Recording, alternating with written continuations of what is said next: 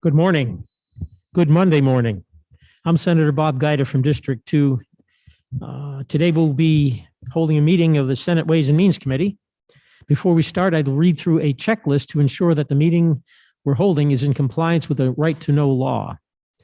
As chair of the Senate Ways and Means Committee, I find that due to the state of emergency declared by the governor as a result of the COVID-19 pandemic and in accordance with the governor's emergency order number 12, pursuant to Executive Order 2020-04 and its extensions, this public body is authorized to meet electronically. Please note that there is no physical location to observe and listen contemporaneously to this meeting, which was authorized pursuant to the governor's emergency order. In accordance with the emergency order, I am confirming that we're providing public access to this meeting by telephone, with additional access provided by video and other electronic means. We're utilizing Zoom for this electronic meeting. All members of the committee and selected legislative staff have the ability to communicate contemporaneously in this meeting through this platform, and the public has access to contemporaneously watch and or listen to the meeting on Zoom or YouTube and via phone by following the directions and links provided on the General Court website. We've provided public notice of the necessary information for accessing the meeting in the Senate calendar. We're providing a mechanism for the public to alert the public body during the meeting if there are problems with access. Excuse me. If anyone has a problem, please email remote senate, that's one word, remote senate at leg.state.nh.us or call 603-271-6931. That's 271-6931. In the event the public is unable to access the meeting, it'll be adjourned and rescheduled. Please note that all votes taken during the meeting shall be done by roll call vote. And finally, let's start the meeting by taking a roll call attendance. When each member states his or her presence, please also state where you are and if anyone else is in the room with you during the meeting, which is required under the right to know law. I will call the roll. Senator D'Alessandro. Senator D'Alessandro, I'm in Manchester in my home, but my wife is in the house. Senator Daniels. Senator Gary Daniels, I'm in the Senate chambers. Senator Hennessy. Good morning, Erin Hennessy from Littleton. I'm in the Senate chambers. Senator Rosenwald is presently absent for a few minutes. She's testifying on a prime bill of hers. She'll be back shortly. And I'm Senator Bob Guida, District 2, Chair of the Ways and Means Committee in the Senate chamber. If you join me, please, in Pledge of Allegiance.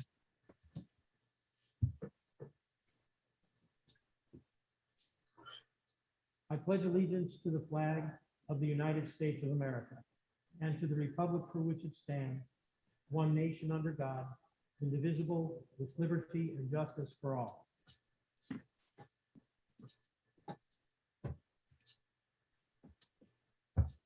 Thank you. So Sonia, we do have our first presenter today, ready to go. And let me get to. So employment security. That would be Rich Lavers and Brian Gottlob. Hey, Mr. Chairman, can you hear me okay? Just fine, Rich. Good morning, Brian. Good to see you too. Welcome. Good morning. Brian and I have some slides to share. We thought we would divide this up. I'll start by talking a little bit about the unemployment program, where we kind of bring you up to where we are currently, along with trust fund. And then Brian will get into the other part of our labor force, those that are working, and talk a little bit about what he is seeing and what he expects New Hampshire to be experiencing over the remainder portion of 21 and into 22 and beyond. So I'll start sharing and we'll get going.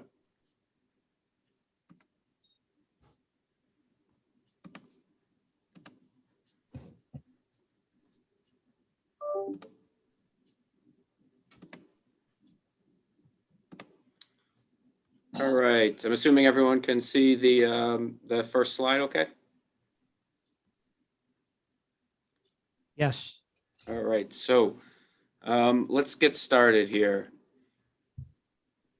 This first slide goes over our initial claim volume and the increases that we experienced. And just to try to put things into perspective, you see on the towards the left side of your screen, you see the shaded area of the Great Recession and the monthly amount of initial claims or new claims that we were receiving. And then you can compare that on the right-hand side of your screen to the sharp increase of pandemic new claims, just under 90,000 that we had in a single month. And to give you an idea of how quickly that hit, prior to the pandemic, we were having around 500 to 800 new claims per week. And then in the first 5 weeks of the pandemic, we were receiving upwards of 20 to 38,000 claims per week. And that was in each of those 5 weeks, that was equaling or exceeding our totals for the prior year.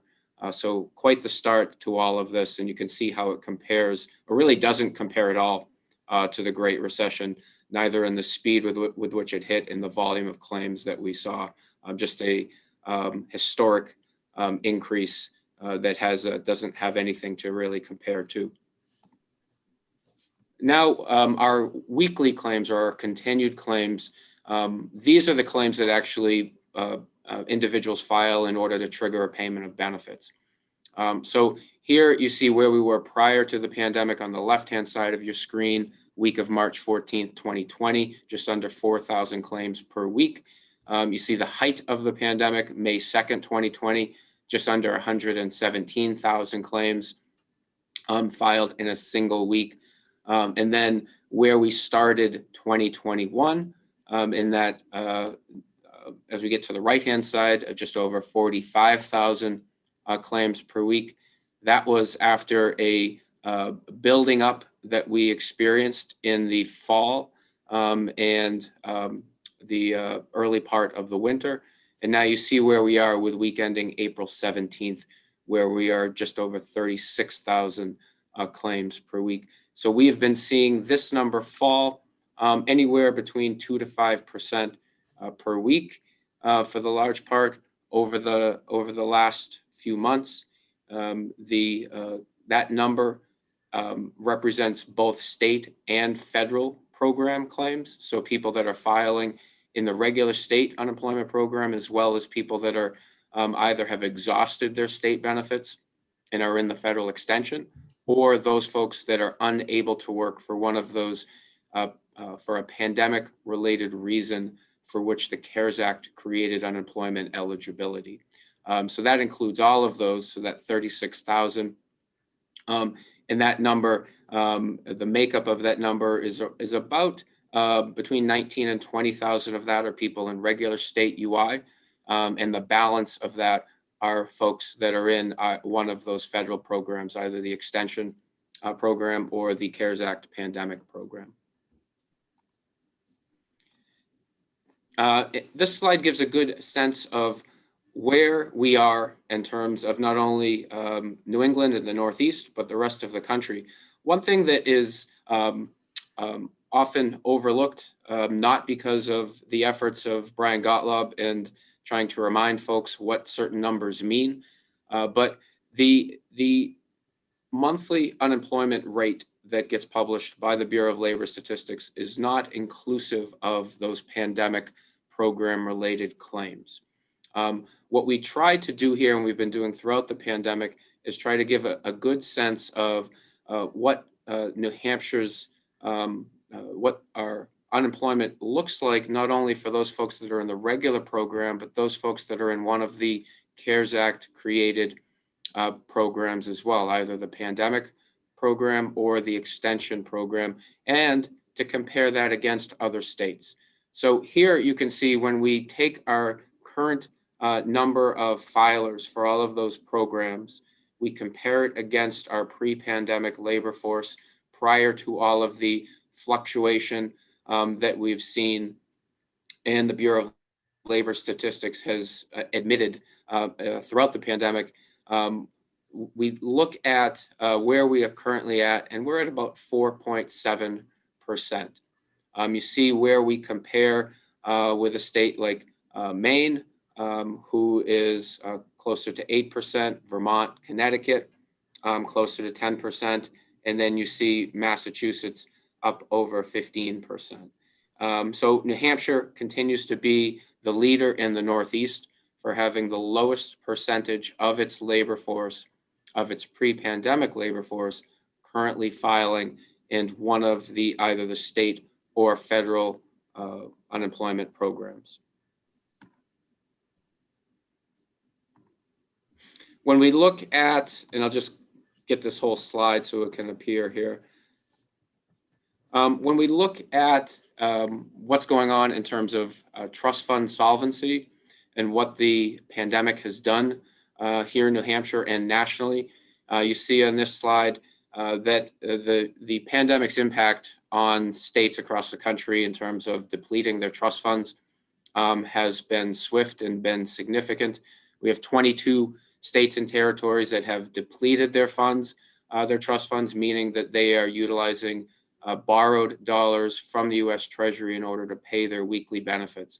The amount that's been borrowed so far, you're over $55 billion. The majority of that has been borrowed by the state of California. And then other states, like our neighbor to the south, Massachusetts, has borrowed just over $2.2 billion in order to continue to pay unemployment benefits. New Hampshire's trust fund has remained solvent. We are just over 100 million right now. The experiences that employers have had during the pandemic thus far, initially the first experience they had in terms of the increase in their rate was the loss of their fund balance reductions. So we've talked about this before with many of you, and the way that the solvency controls are set up in statute for New Hampshire's trust fund. When the fund gets above 250 million, a series of fund balance reductions reduce employer rates. As the fund was depleted quickly from its $300 million balance at the start of the pandemic, those fund balance reductions were quickly lost by employers. And then we were looking at the necessity of surcharges. So we had a half-point surcharge that was in place for the third and fourth quarters of 2020.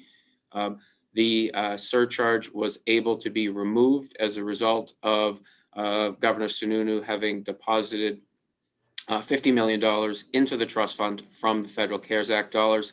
And that also allowed the department to avoid implementing the second surcharge. So with these measures and with the trend of claims currently going down and the burden that puts on the trust fund, we are currently forecasting that we will not need those surcharges for the remainder of 2021.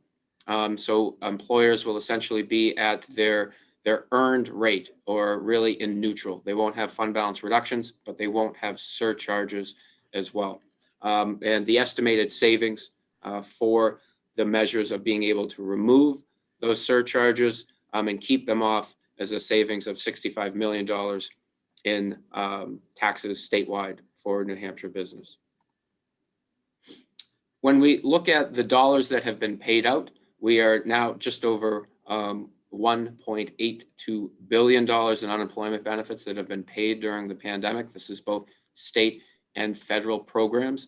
You can see here the programs that have how much has been paid out of each. That top line you see with FPUC, that is the federal pandemic unemployment compensation. That is the enhancement payment from the feds. That is just over $1 billion in benefits that have gone to people here in New Hampshire. Initially, that started off as the $600 a week benefit. It is now a $300 a week benefit that gets added on to an individual's weekly benefit amount. From our state trust fund, we've paid just over $324 million. That's the red line. The PUA program, that's the CARES Act created program that individuals that are unable to work for a qualifying pandemic related reason are able to file under PUA and their paid benefits through the federal program. That's just over $321 million that has been paid out. LWA, this is the Lost Wages Assistance Program. This was the program created at the end of last summer, when the $600 payment first expired. Prior to that being reauthorized, there was a presidential memorandum that created the Lost Wages Assistance Program through FEMA that paid $300 a week over a 6-week period, and that's paid out just over $88 million in benefits. And lastly, PEUC, this is the extension program. So this is the Pandemic Emergency Unemployment Compensation is what it stands for, but this is the program that continues to pay benefits for people that exhaust their state unemployment benefits. So PEUC, PUA, and FPUC, these programs continue through, with the American Rescue Plan, they continue through September 4th.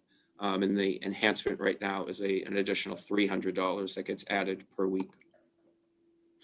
And lastly, and before I move it over to Brian, here is our current trust fund forecast through 2021. And looking at where we are right now, as I had indicated, we're just over $100 million. I believe we're just over 104 right now, where things stand on May 3rd. Brian's forecast through the rest of the year, he has a band of year-ending balance of a high point of 84 million and a low point of 65 million. The benefits that we've been seeing go out per week and the continued declines, although gradual as they have been, they are lining up very well with Brian's forecast in terms of where he is expecting the programs to continue to go for the rest of the year. So I'm going to, I believe that's the end of what I'm doing. I'm going to stop my share so I'm not the driver for Brian's portion of the presentation, and I will turn it over to him. Thank you, Rich. We have some questions here, Rich. So Senator Daniels? Well, thank you. Rich, I know that the latest unemployment report that came out was 3%. So can you explain the 3% versus the 4.7%? Sure. So the 3% that comes out from Bureau of Labor Statistics.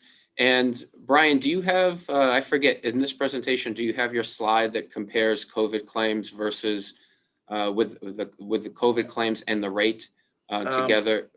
I don't, unfortunately. I think that did not make the cut. Didn't make the cut. So I can explain that real quick. So New Hampshire's rate, we were tied for second at a 3% rate.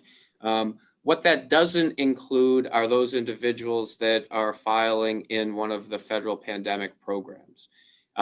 So when you take that into consideration, we would have been just over 5% with that number for those folks that are in that program.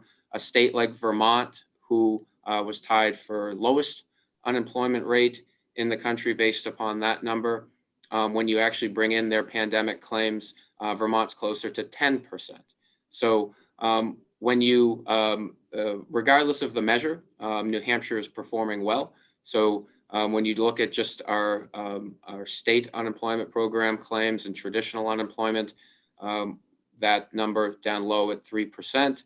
When you look at bringing in the pandemic related claims, when you look at, we look at it compared against a pre-pandemic labor force to get rid of some of that unexplainable fluctuation that we've seen. That's the slide that I just showed at 4.7% and lowest in the Northeast when you take into consideration all of the filers for all of the current available programs. Follow up? So has any kind of analysis been done on the impact on the labor force with the continuation of the federal continuation of giving out funds? In other words, do we have any kind of an idea how many are not returning to the workforce because they're getting paid more to stay at home? We had, Brian did a lot of work back when the $600 payment had first expired, and it showed that that was the case across most sectors. You think about our sectors that have been most heavily impacted by the pandemic with hospitality and retail. Those tend to be our lower wage sectors. And that $600 a week payment, certainly in many cases, individuals were exceeding the amount of what they were receiving in unemployment compared to what they had earned prior to collecting unemployment. That is less the case with that enhancement being reduced down to $300. $300 is where it is set for the remaining portion of what the American Rescue Plan extended it out to September 4th. As you know, Senator, we are restarting our work search requirement later on this month on the 23rd. That work search requirement will be applicable to all individuals regardless of program. And so it'll be a blanket application across all individuals. And I'm sure there are certain individuals that because of their current circumstances, they'll be unable to conduct a work search. We'll look at those individually, but we're hopeful that as we turn back on some of the just the fundamental norms of the unemployment program, the work search requirement is one of those fundamental norms. It's the pillar on which the unemployment program is created. You know, we pride ourselves on short-term duration of unemployment, and we're hopeful that the work search requirement and individuals, again, being actively required to engage with employers, that will help drive more people onto the employed portion of our labor force rather than the unemployed portion of our labor force. And we're going to be doing a lot to help them with that.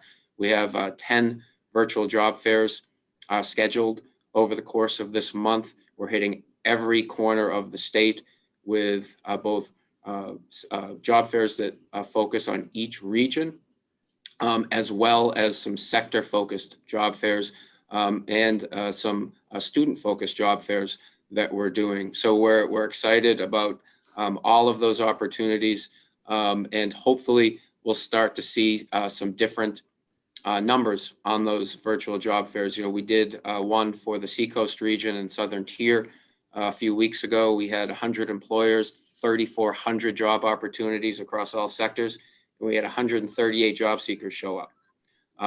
Similar to the hospitality job fairs that we had, where between two hospitality job fairs, we had 50 job seekers show up. So we're hopeful that with the work search requirement being brought back and the opportunities that we're creating for people to be able to connect with these hiring employers, that will do a lot to drive people back into employment. Thank you. Other questions from the committee? I have one, Rich. In a separate conversation a month or so ago, you'd mentioned that there were roughly 20,000 fraudulent claims that had been captured. Can you estimate the amount of returns that will come back to the state? And is that incorporated in the range of figures that Brian has produced? So good question. Thank you, Mr. Chairman. So the fraud, specifically identity theft related fraud, we've had just over 27,000 of those claims detected throughout the pandemic. We've had a process in place that looked at every single claim as it's been filed. That's why we're confident in being able to say that we detected over 99% of those prior to payment. So there were about 150 claims that did pay. That's just under $500,000 in benefits that went out to those 150 claims. But again, we were able to detect over 99% of those prior to payment. Impact on the trust fund, we estimated it was about a 50-50 split between those dollars that went out to those criminals who had filed claims using stolen identities. So it was about a 50-50 split with the impact on the state trust fund and the federal programs that were paying those benefits. And it's just about us continuing to be vigilant. We've learned a lot about the patterns of these criminals throughout the pandemic. We try to stay ahead of them. Right now, we're enhancing our process so it's less intensive on our people, and the system is able to do more. But what we've learned is these folks, they evolve real quick. There's a lot of money at stake and they want to make it fast.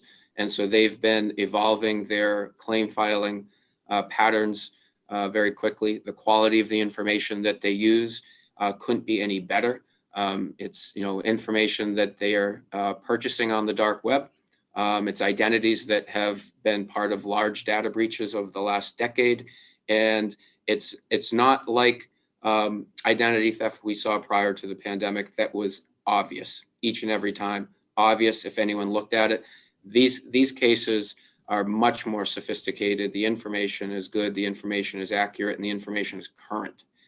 So it's a matter of us continuing to stay ahead of it so that we continue to be, and I haven't compared New Hampshire against other states. I've seen some stories about, the billions of dollars that have been paid out nationally in some of the states that have had major problems. I think New Hampshire has been a leader in this respect, and we're going to continue to do our best to protect the fund so that those dollars are preserved for legitimate filers rather than the criminals that are trying to access the unemployment program. Thank you very much. Brian? Thank you, Mr. Chairman. I'll try to go through these quickly and take questions at the end, but I'm going to start with a general series of comments about where I think the New Hampshire economy is headed. Very different from the last time that we spoke, I think was in January, when I was concerned about the first half of 2021. As it turns out, the first half, at least the latter part of the first half of 2021 has looked much stronger, and my forecast has improved dramatically, and I'm not prone to overly. Brian, if I may interrupt, Yep. you're competing with lawn mowing outside the windows here. So if there's any possibility that you could elevate your volume or speak closer to the mic, it would really be helpful. Okay, Thank you. see if that works. Bad time for lawn mowing. Yeah. Well, you got to mow the lawn, and you got to do it before the rain. So I'm not prone to hyperbole, but in the more than 20 years that I've done economic forecasting, I haven't been this optimistic and seen as many positive indicators about not only the national economy, but the New Hampshire economy. So I think 2021, the remainder is going to be strong. We're going to see 2022 be very strong with strong job gains and GDP growth that will boom, and our unemployment rate will decline quickly. Unfortunately, as Rich mentioned, the Bureau of Labor Statistics does not want to break with its historical trend of only counting people in the regular UI program in the unemployment rate, and they do not want to break with that tradition for what they thought was going to be a few month pandemic. It turned out to be more than a year. So they will not change their definition of the unemployment rate, which is why we have that big discrepancy. Okay, let's see. Come on, here we go. So it's not just hospitality and retail. We've regained a lot of the jobs that we've lost, but it's 80% of the industries from our March employment report. 80% of the industries in New Hampshire actually reported job gains. So we're seeing pretty much across the board strength in the labor market. Manufacturing nationally is booming, and I don't think New Hampshire is going to be far behind. There's a couple of specific examples that I like to cite. BAE Systems has part of the contract for the F-35 fighter. There was a new contract awarded recently, and they have a big portion of that contract. They make a lot of components for it, so I think it'll really help that electronics sector of our economy. There are other electronics makers that also will benefit from that. And medical manufacturing, if you followed the news, we've had just a burst of activity in the medical manufacturing industry. And I think those two are really going to lead our manufacturing job growth. We've got favorable demographics, and that's really very contrary to what we've heard for many years, but our migration trends are improving and really give us an advantage. We really are sort of unique in the region in terms of our migration patterns. The general trend is movement to the south and to the west. New Hampshire kind of bucks that trend. We've been able to capture a lot of people who otherwise might have moved to the south and to the west. We've got the fourth highest home appreciation in the nation in 2020, and that's again an indication of people wanting to live here. And I know that creates problems in terms of affordable housing, but it also increases individual wealth. And the key driver is the state's population growth advantage, our state's low tax burden, and that helps to attract and retain working age residents. The 1.9 million or trillion in fiscal support that the American Rescue Plan provided, it didn't boost the numbers so far through March, but it is going to start showing up in the economic numbers moving forward. So the strong numbers we're seeing now aren't really reflecting that. So when it does kick in, we'll see, I think, even stronger numbers. And lastly, the nation's infrastructure has a lot of needs. I don't know what's going to happen and none of us do, with the negotiations, but there will be some sort of plan, and that will have some short-term benefits in terms of employment, but it'll also longer-term increase productivity and lower business costs. So this is a chart. Yep. I have a question, Brian. Sure. And any other members have questions? Senator Rosenwald, go ahead first. Thank you very much. Do you have a sense of how many jobs in the hospitality and retail sectors are still missing, either by percentage or by raw numbers? Off the top of my head, I can't say that, but I would say in the hospitality sector, just kind of a rough number would somewhere be 8 to 9%. On the retail sector is a little different in not quite as significant, but the retail sector in New Hampshire, as in many places, had been undergoing a significant stress prior to the pandemic with the competition for online retailing. That was accelerated during the pandemic, as we know. So it has kind of accelerated that transition from brick and mortar retailing to online retailing. And as you know, New Hampshire really is a retail mecca in the Northeast because of our absence of a general sales tax. So naturally, that has somewhat of a larger impact on New Hampshire employment than other states. Thank you. Senator Daniels? Yeah, thank you. We keep reading about a microchip shortage, and I was kind of curious as to if that has been factored into your statement on manufacturing and how it affects New Hampshire. Yeah, no, it has not. A lot of our manufacturing, well, a good portion of our manufacturing isn't necessarily dependent on microchips. And I can't say that is universal in the manufacturing sector, but we make a lot of component parts. We don't make finished products. We do make component parts, and those component parts may be combined with microchips. And to that extent, it would have an effect, because if we're making component parts that go into a finished product, a finished electronic product that also relies on microchips, if the supply chain is disrupted, it may have an impact on the sales of some of our manufacturers. But when I speak specifically of the strength of New Hampshire's manufacturing sector, when I talk about BA Systems, when you look at those national defense products, like the F-35 fighter, they rarely rely on foreign components for security reasons, for national security reasons. So I think that will probably not be affected. And our medical manufacturing, of course, most of that is not dependent on microchips. I do expect it will have some impact. It's impacting, we know, automobile manufacturers, and we do have suppliers in New Hampshire who make different components that go into automobiles. So if Chrysler or GM or Ford reduce production, that could affect demand for New Hampshire manufactured products. Thank you. But I can't factor it into the forecast. Brian, on your second point, you see 80% of industries reported job gains in the March employment Right. report. Is that job gains above pre-pandemic levels, or does it matter? No, it matters.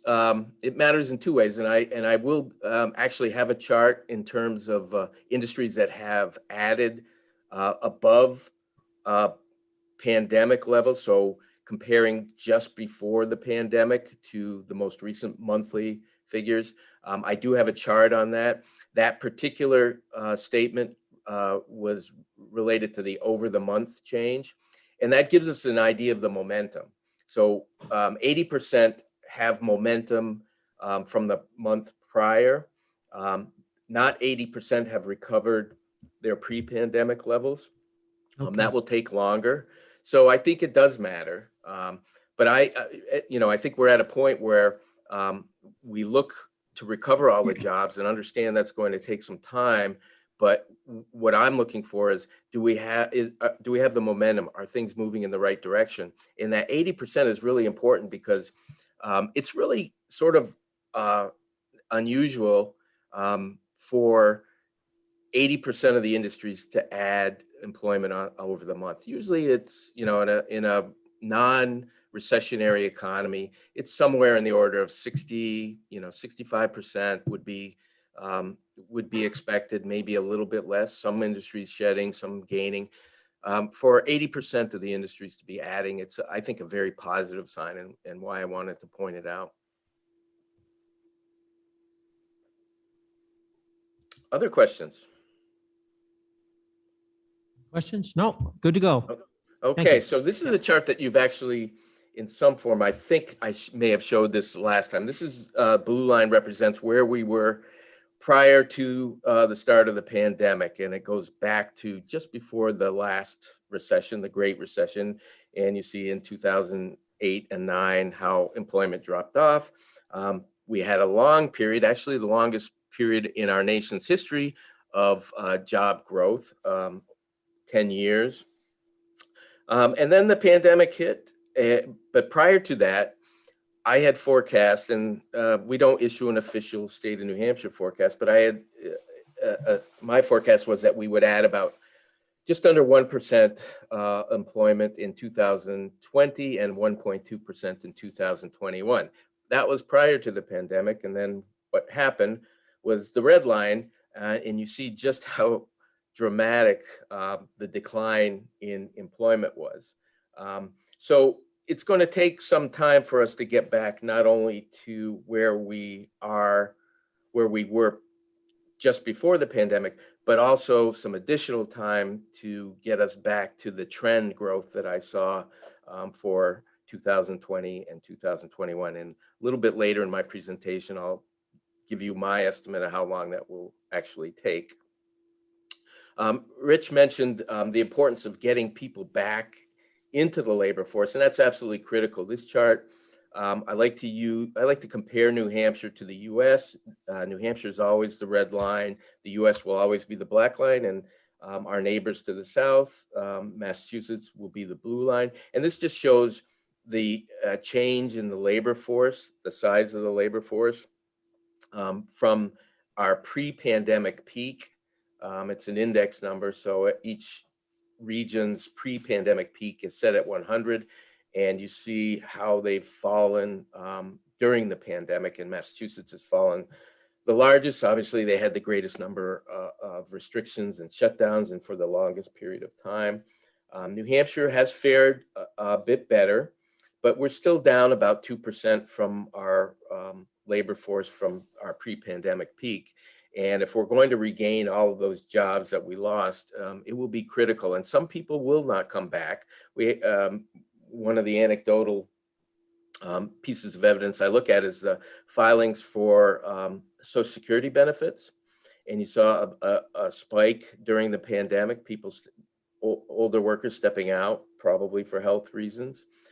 They may not come back. We know that women have stepped out of the labor force in larger numbers, largely because of child and family care issues. Hopefully, with the reopening of schools and daycare centers getting back to pre-pandemic levels, we can get women back in the labor force. Both of those things will be critical to regaining full employment. One of the great ironies of this pandemic is that there were actually more job postings during the pandemic in 2020 than there were in the previous year. When I compare the same month from 2020 to 2019, the numbers were actually larger, and for a couple of reasons. One, we had a labor shortage prior to the pandemic, and we had industries that perennially seemed to have labor shortages. Some of those industries were not that dramatically affected by the pandemic. A lot of professional services, a lot of high tech employment. Those jobs, a lot of them can be done remotely. They didn't have the closures that some high contact industries like retail or hospitality. So they didn't see the demand fall, and that continued. In other industries, even ones that had restrictions, so many people stepped out of the labor force that there was a need to replace those people. If there were women who stepped out for childcare reasons, they had to be replaced. And so even during the worst of the times, we were seeing pretty strong demand for labor. Now that we have a smaller labor force and we're looking to get back to full employment and industries are wanting to hire, I don't talk to many businesses. I really haven't talked to a single business, I think, that hasn't indicated that they have a need to hire. So we've got a smaller labor force and we've got strong demand, which is obviously creating some significant labor shortages, particularly in hospitality industries that saw a lot of people step out of the labor force.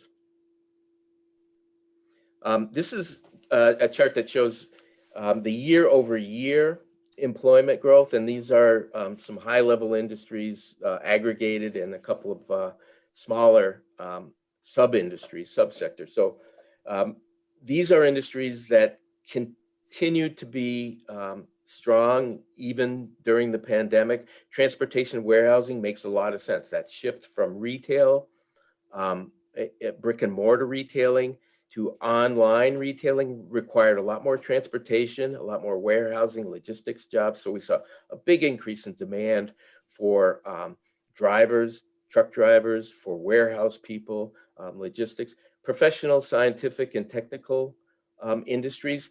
That's been a strength of New Hampshire for more than a decade, a couple of decades. They continued to hire, and there's strong demand there. Those are jobs largely that, again, many of them could be done remotely. So there really wasn't the slowdown. And then you just see food and beverage stores, people dined out less.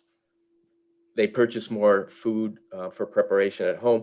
The limited service restaurants bucked the trend in the hospitality industry. Why? Well, a lot of restaurants were closed and there was restrictions on others. So the drive-through became much more popular. And as a result, limited service restaurants without the dine-in, the dine-in capabilities actually saw an increase. Now, there's obviously industries that declined as well, but I wanted to give you an idea that it wasn't all industries that cut back. When we look at which industries gained and lost, and this is a little different time period because we have our monthly survey of employers, which the data that you just saw reflects. We also do a much more detailed analysis where we do a census of every employer who has employees in the state on a quarterly basis. So looking at the job losses and job gains from our most recent quarterly publication, our Q4 will be coming out in the next few weeks. What you see is that the industries that lost jobs were lower paying industries, and that's not, I don't say that pejoratively. Every job loss is important, and it's certainly important to every individual who loses their job. But the industries that lost jobs tended to be characterized by high in-person contact, so hospitality, retail, personal care, think hairdressers, nail salons. Those high contact jobs tended to lose the most employees. They also tend to have lower wages overall. And the industries that gained jobs were for the most part, were well-paying. Now, not every industry, but we saw a lot of well-paying industries adding employees during the pandemic. One of the things that I've done and a lot of economists have done during the pandemic is we have this need to get more timely data. One of the problems with government data, and I say this as someone who works in government, is that the data comes out with a lag. So our March employment figures, which is the most recent, that data was collected in the week that contained the 12th of the month in March. So, you know, we're pretty far behind in terms of actually knowing where we are at any one moment. So we've turned to more real-time indicators to get an idea of how the pandemic is affecting the economy. And a lot of those sources are private sector sources. This is one of them. It's a company that processes credit card transactions for small businesses. And they have a definition of a business that closed that says, if a small business hasn't had a credit card transaction over a 3-day period, they count them as closed, and they may open up again, but during that period of time that they measure, and they do this on a daily basis, that business is considered closed. This chart just shows you the percentage of small businesses that didn't have a transaction over a 3-day period during the pandemic compared to the pre-pandemic level. So what you see is during the peak of the pandemic in April, almost half of the small businesses didn't have a credit card transaction over 3 days.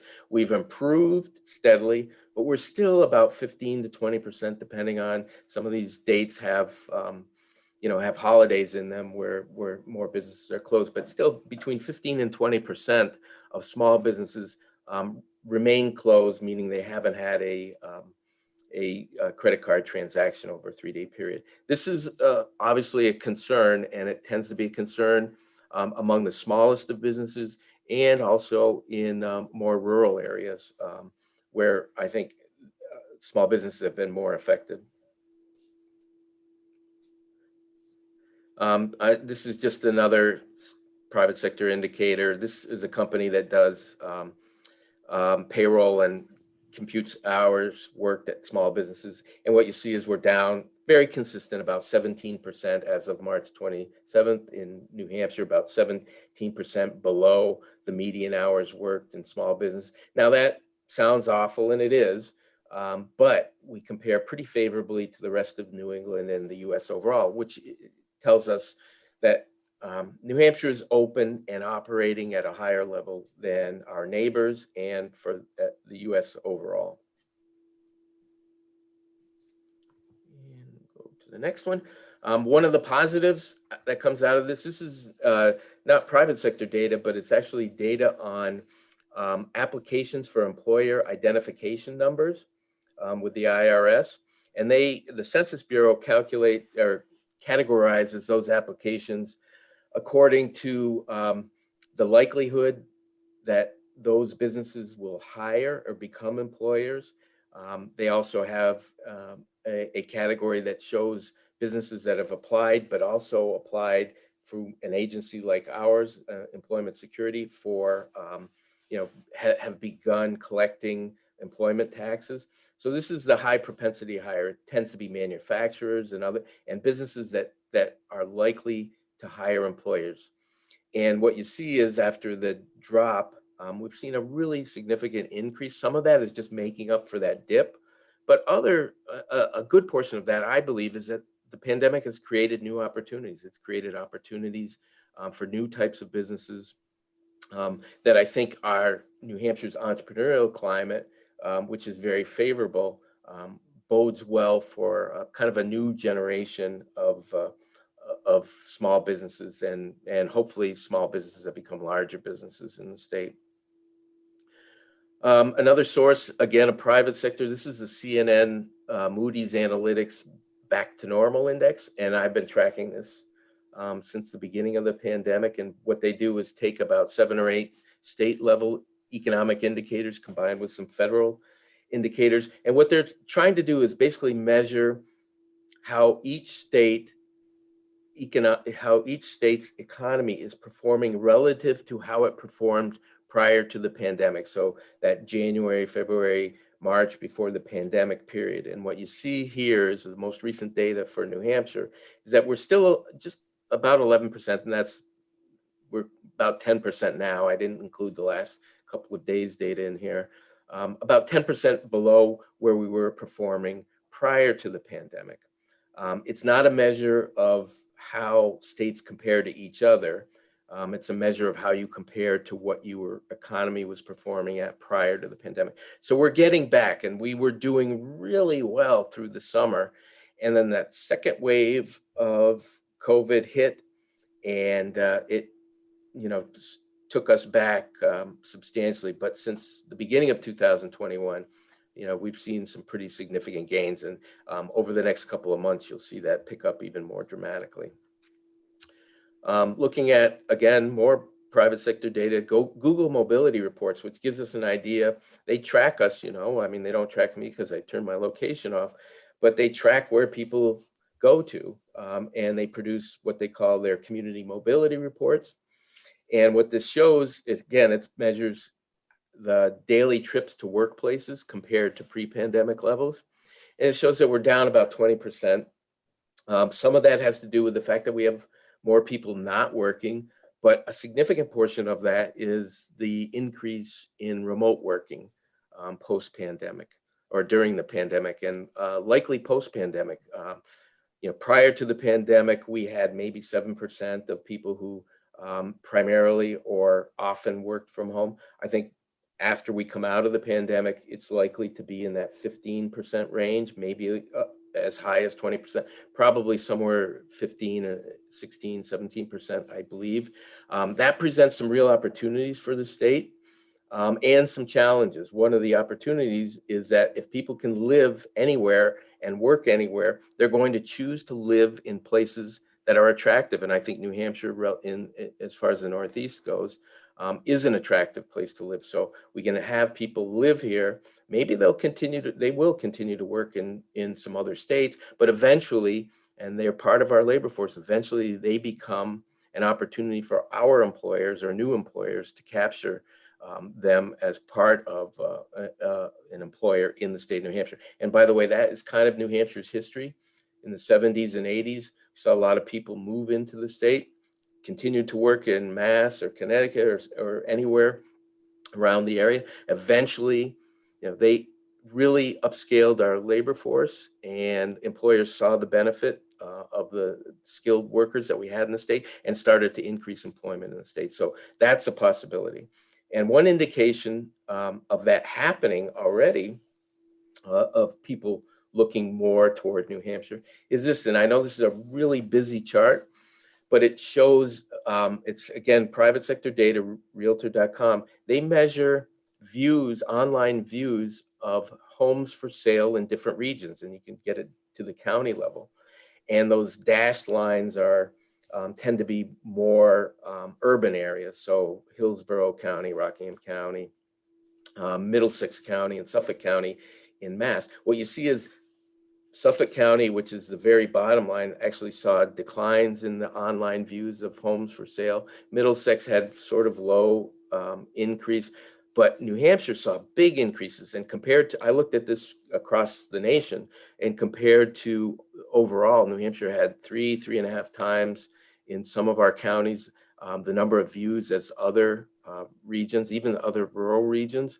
Our most rural regions actually saw the biggest increases. Grafton County, I don't know if anybody happened to see it, but New York Times had an article of the 10 communities that saw the largest interest in in-migration. Lebanon, New Hampshire was one of them. That's reflected in the Grafton County increase there. So we're seeing a lot of interest. This is a great opportunity for New Hampshire to address some of its long-term demographic challenges. And as a result of that, and I'm almost at the end here, my forecast for net domestic in-migration, I see, after a very difficult period during the Great Recession and after, where New Hampshire actually saw a net domestic out-migration, more people moving out of state than moving in. we see it pick up. I think it will pick up even more strongly. I may be even a little bit conservative on that. I'm not prone to hyperbole on the positive side, but we'll see increase metro migration from other metro areas in the Northeast, and that will help address some of our demographic issues. Oh, by the way, and we're seeing increase among younger individuals, 25 to 29, which hadn't been a strength in New Hampshire. So my forecast for job growth, and it will be strong, but it will be the second half of 2022 before I think we regain all of the jobs that we lost during the pandemic. And I have this chart where New Hampshire here is the red bars, US is the blue bars for comparison. And I have 2021 and 2022, exactly how that breakout occurs. It could be more weighted toward 2022 than 2021. It's a little bit hard to predict that right now, but I still think we'll be, pretty close to 6.5%, almost 7% job gains, and that will get us back to our pre-pandemic levels. And comparing, just showing you what that compares to, again, showing this chart, the pre-pandemic forecast, our job losses during the pandemic, and the forecast gets us back. If you look about sometime in the second half of 2022, we regain the jobs that we lost, and then it takes probably close to another year to get us back to our pre-pandemic trend level of growth. And lastly, GDP growth. I think we'll regain all of our GDP lost by the end of this year, and that's different than the employment forecast because we've shed lower value-added jobs. GDP is the dollar value of goods and services produced in our economy. We've shed lower value-added jobs, lower productivity jobs. We've gained higher productivity jobs, and that allows us to get back our GDP prior to the pandemic. And with that long presentation, I will stop and take questions. Thank you, Brian. Are there any questions? Bear in mind, we're 35 minutes behind. So Senator Rosenwald. Thank you, Mr. Chairman. Brian, I'm wondering if you have an estimate of the impacts of reduced hours, women leaving the workforce, and the job losses that are still remaining, what that impact has on median household income during the pandemic, and what your projection is going forward. Yeah, I don't have that. And one of the interesting things is that personal income has actually grown quite strongly. And the reason that has been the case is the things that Rich talked about in his presentation, the substantial benefits that were provided to people who lost employment. $1.82 billion have been paid out. When you look at all of the wages and salaries that were paid in New Hampshire the prior year, it's over 30 billion. So that's a substantial, basically, many people who collected unemployment benefits, and we didn't say this in Rich's comments, but when I first did the calculations, about 2/3 of the people who were collecting benefits were making more receiving more in benefits than they were in their weekly paychecks. So we replaced a lot of the lost income. So I think the overall impact isn't going to be as significant in median income.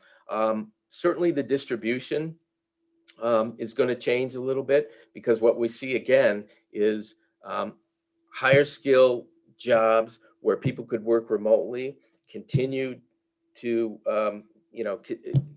didn't lose employment. We added those workers.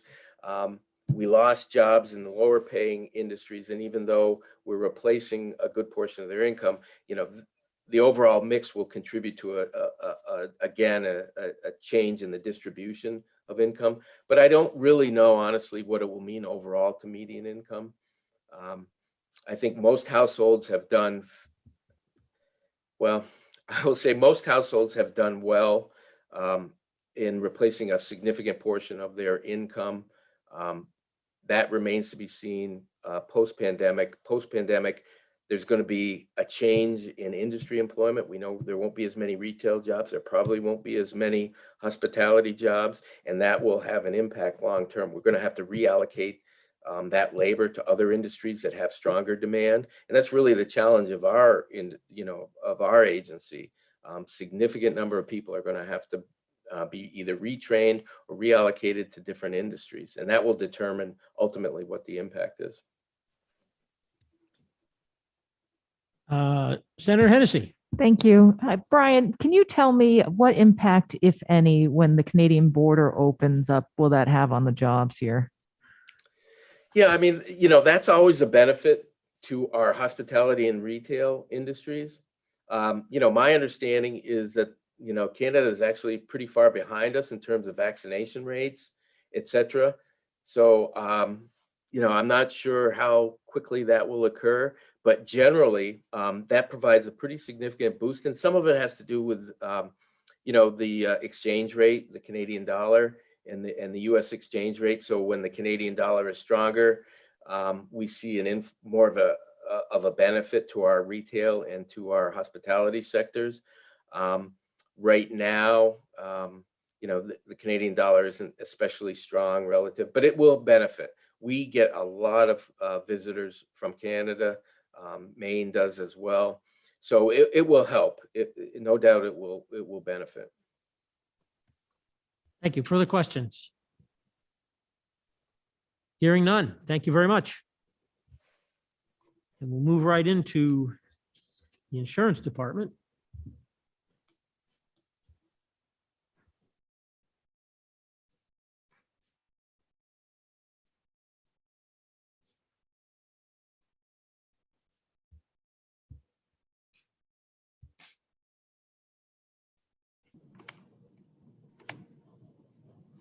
Good morning. Morning, Commissioner. You can hear us. My name is Chris Nicolopoulos. I'm the Commissioner of Insurance here at Insurance. I'm joined today by DJ Betancourt, Deputy Commissioner, Christy Rice, our Assistant Commissioner, Norma Stallings, our Director of Tax Compliance, and Amy Duhame, our Premium Tax Guru. So I'm going to turn this over to Norma because she will present in a more articulate way. Are we sharing our screen or are you, Sonia? You are. You are, yeah. All right, let me.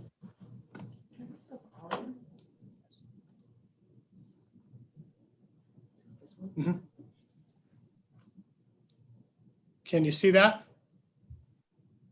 Yes, we can. Perfect. All right. Could I have a little more volume?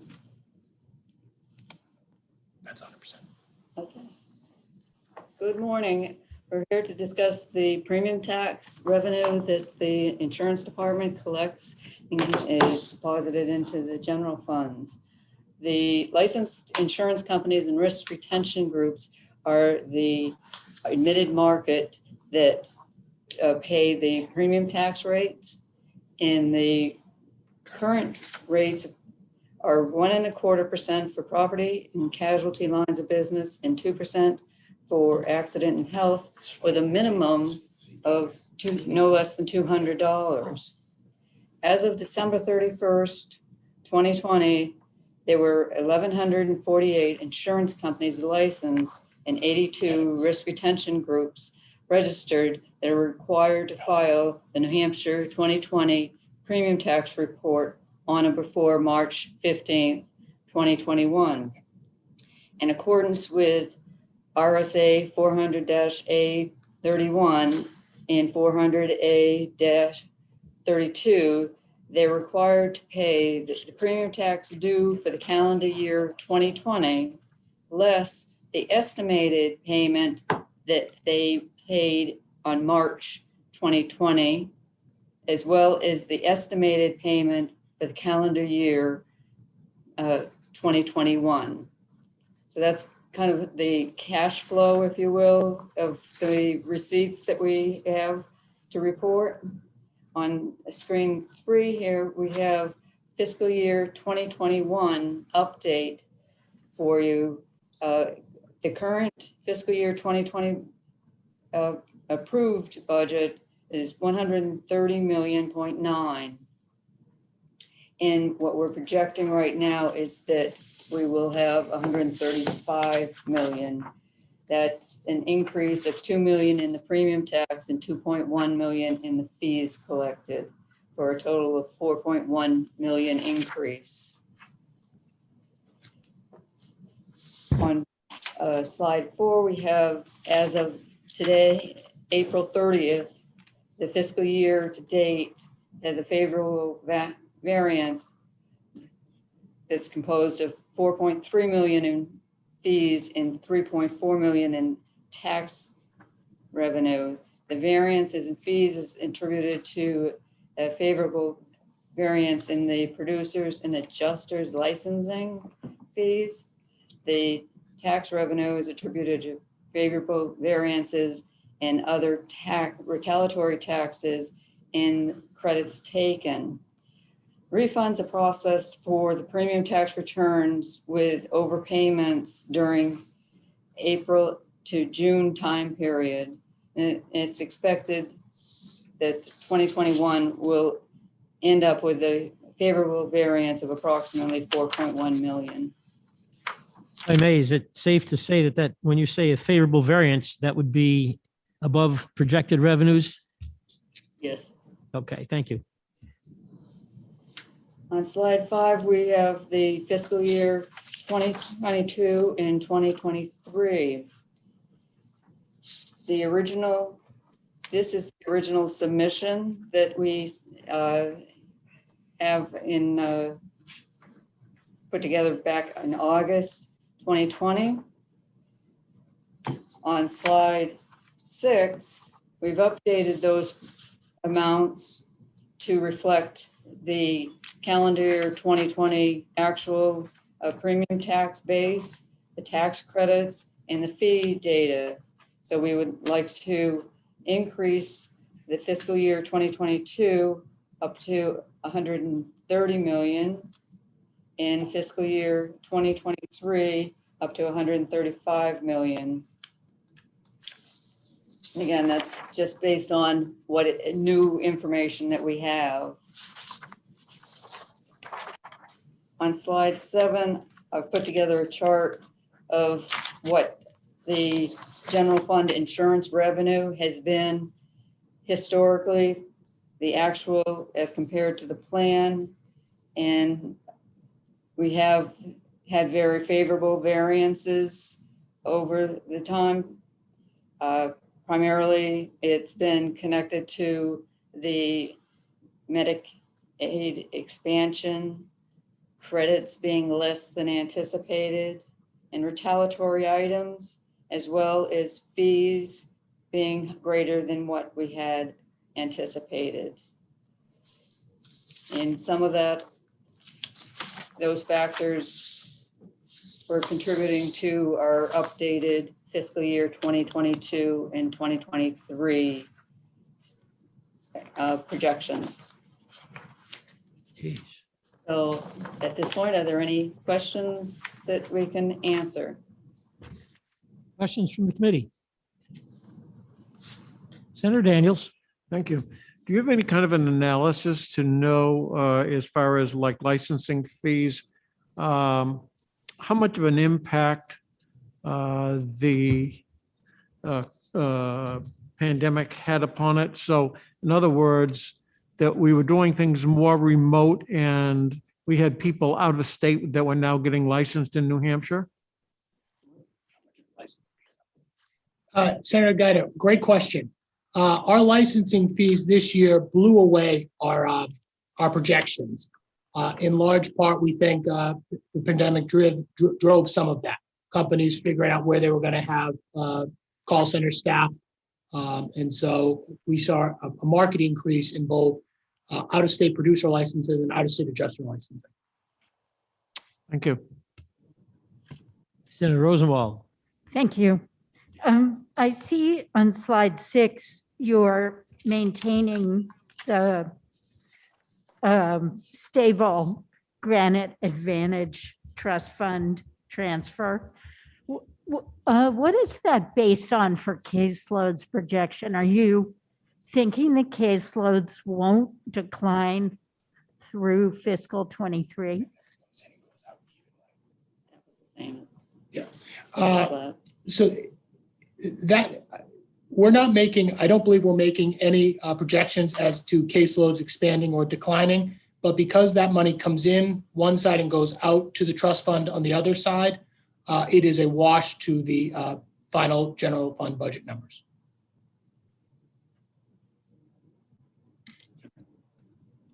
Follow up? I'm not sure how to phrase it. The amount that goes out to the trust fund is based, I think, on what the managed care companies are generating, Mhm. but that money is used to pay for the Granted Advantage program. So we need to look at that amount because otherwise it gets offset by liquor funds.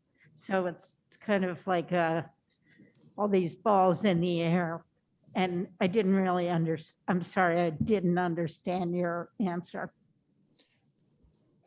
You're right that it does get offset by liquor funds, and you're right that it is based on a total premium charged by those programs.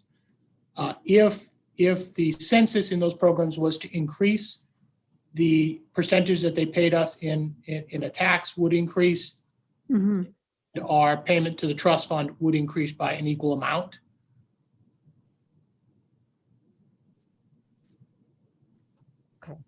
Thank you. All right. Any further questions? Senator Hennessy. Thank you. Just on a follow-up to Senator Rosenwald's question, I think what we would like to know is what changed from your projection of 7.4 million in 23 to 8.6 in 23? What changed from 7.4 to 8.6? That was the actual 21 number. Right. It was based on the actual 21 number. Thank you. And we made that transfer a few weeks ago now. Yes. All right, thank you. Further questions? Hearing none. Thank you, Commissioner. Thank you, DJ and team. Thank you, Senator. I'm glad to do this in a little under the 30 minutes allotted, so you guys get back on schedule. If you need anything from us, just reach out. Thank you very much. Next will be Department of Safety. And I'm going to guess that Commissioner Quinn and his team are nearby.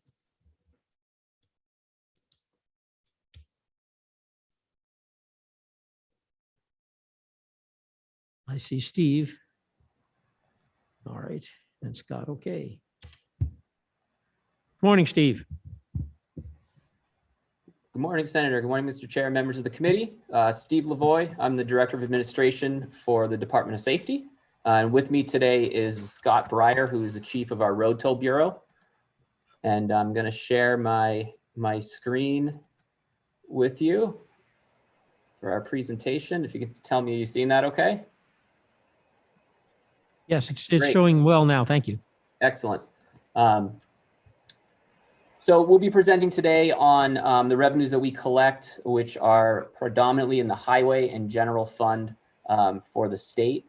Just to start, the Department of Safety, as you all know, our mission is to enhance the safety, security, and quality of life in New Hampshire through professional, collaborative, and innovative service to all. And our vision is to make New Hampshire the safest state in the nation with the highest quality of life for all. We have 7 divisions in the Office of the Commissioner, and that organizational structure is where we collect our revenues. As I mentioned, some of the revenue is from the Highway Fund. That's our largest source of revenue. We've collected $248 million in FY20. That's predominantly from road toll, which is in the Division of Administration, and then also from motor vehicle fees within the Division of Motor Vehicles. Then we also have some general fund revenues that we collect across the department. Listing of them are here. And at the end of the presentation, we do have a slide that shows those revenue sources for you. But that all gets recorded as other revenue in the general fund, so it's not specifically stated, but we do have the information for you if you're interested. So we'll start off with our primary revenue source, the Highway Fund. Highway fund revenues are collected from the two areas, as I mentioned. First and foremost, the Road Toll Bureau, which is 22.2 cent per gallon road toll, also known as a gas tax. That's not related to the toll booths. That's the fuel tax. And then also motor vehicle related fees, which are collected by the DMV. And over this period of time with COVID, we did see some significant declines in road toll revenues, but thankfully we did not see significant declines in DMV revenues. So that did help to limit the impact on the highway fund overall, but we are seeing a drop in revenues for the highway fund, which is challenging and it makes it challenging for the agencies that rely on highway fund revenues to support their operations. And so that's the Department of Safety and Department of Transportation primarily. So these funds have typically grown at about 1% year over year. We do see declines in FY20. We collected $248.1 million in total revenues, which was 4.2% less than planned. And in FY21, we're projecting to collect $242.3 million in highway revenues, which is 5.2% less than planned. Moving forward into FY22 and 23, we're projecting to collect $250.7 million and $253.2 million respectively. And as I mentioned, the road toll is really where we saw the impact of COVID-19. And I've got Scott Breyer, who is our Road Toll Bureau Chief. I'm going to ask Scott if he could take us through the road toll portion and talk about some of the assumptions that we've made with our projections. Good morning, Mr. Chairman. Good morning. The Road Toll Bureau is statutorily responsible for collecting the motor fuel tolls, which is, as Director LaVoy referred to as the gas tax, and enforcing compliance with the motor vehicle road toll law through its field audit bureau. Road toll is not related to toll booths on the turnpike system, which is operated by the Department of Transportation. The Road Toll Bureau administers approximately 180 motor fuel distributor licenses, 70 motor fuel transporter license, about 1,787 international fuel tax agreement licenses, and about 1,900 international registration plan registrants. And then in addition to that, we have 246 oil discharge and pollution control licenses. And then on the next page, what this is this is just give you an idea what the point of taxation is for road toll. Point of taxation is the wholesale level. And if you look at on the line there, you'll see the point of taxation is when the distributor actually drops it into the retail station. So the distributor is the one that actually pays the tax, and the tax is included when the consumer purchases it at the retail station. Next slide, Steve.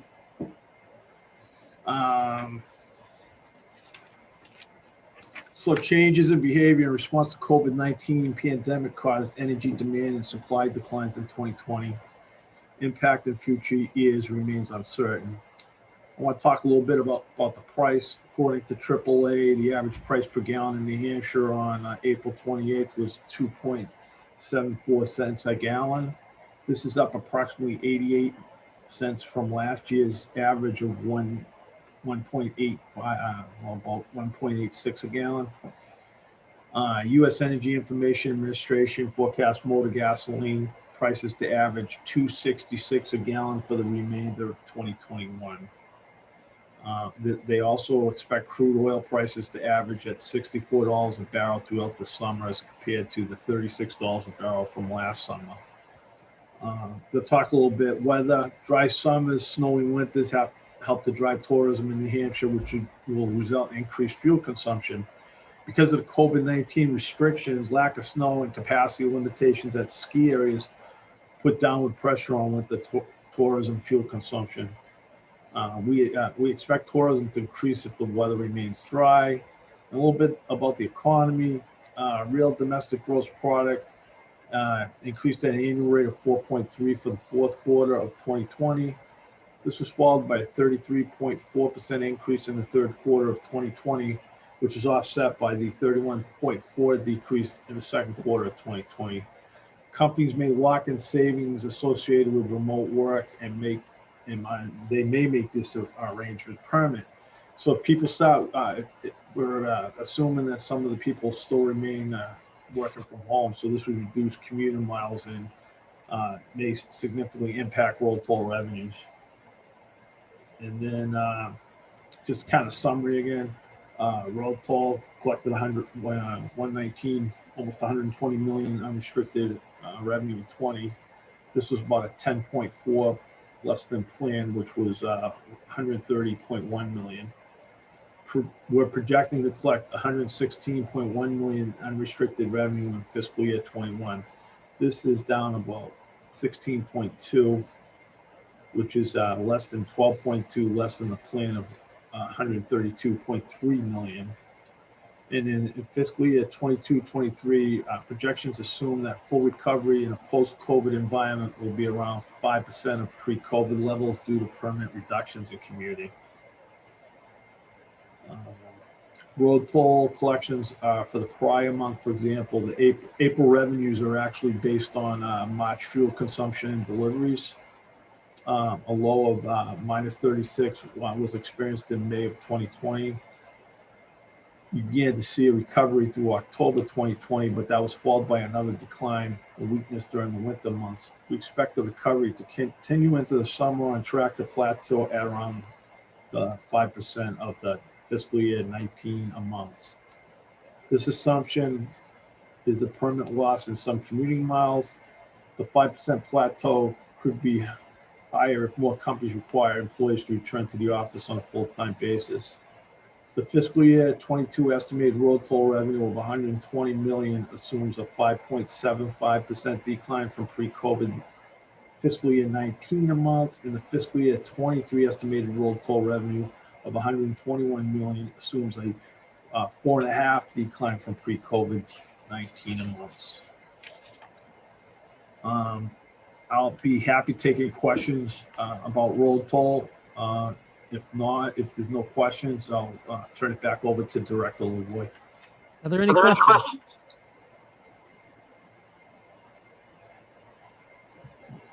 Are there any questions? Senator Daniels. Thank you.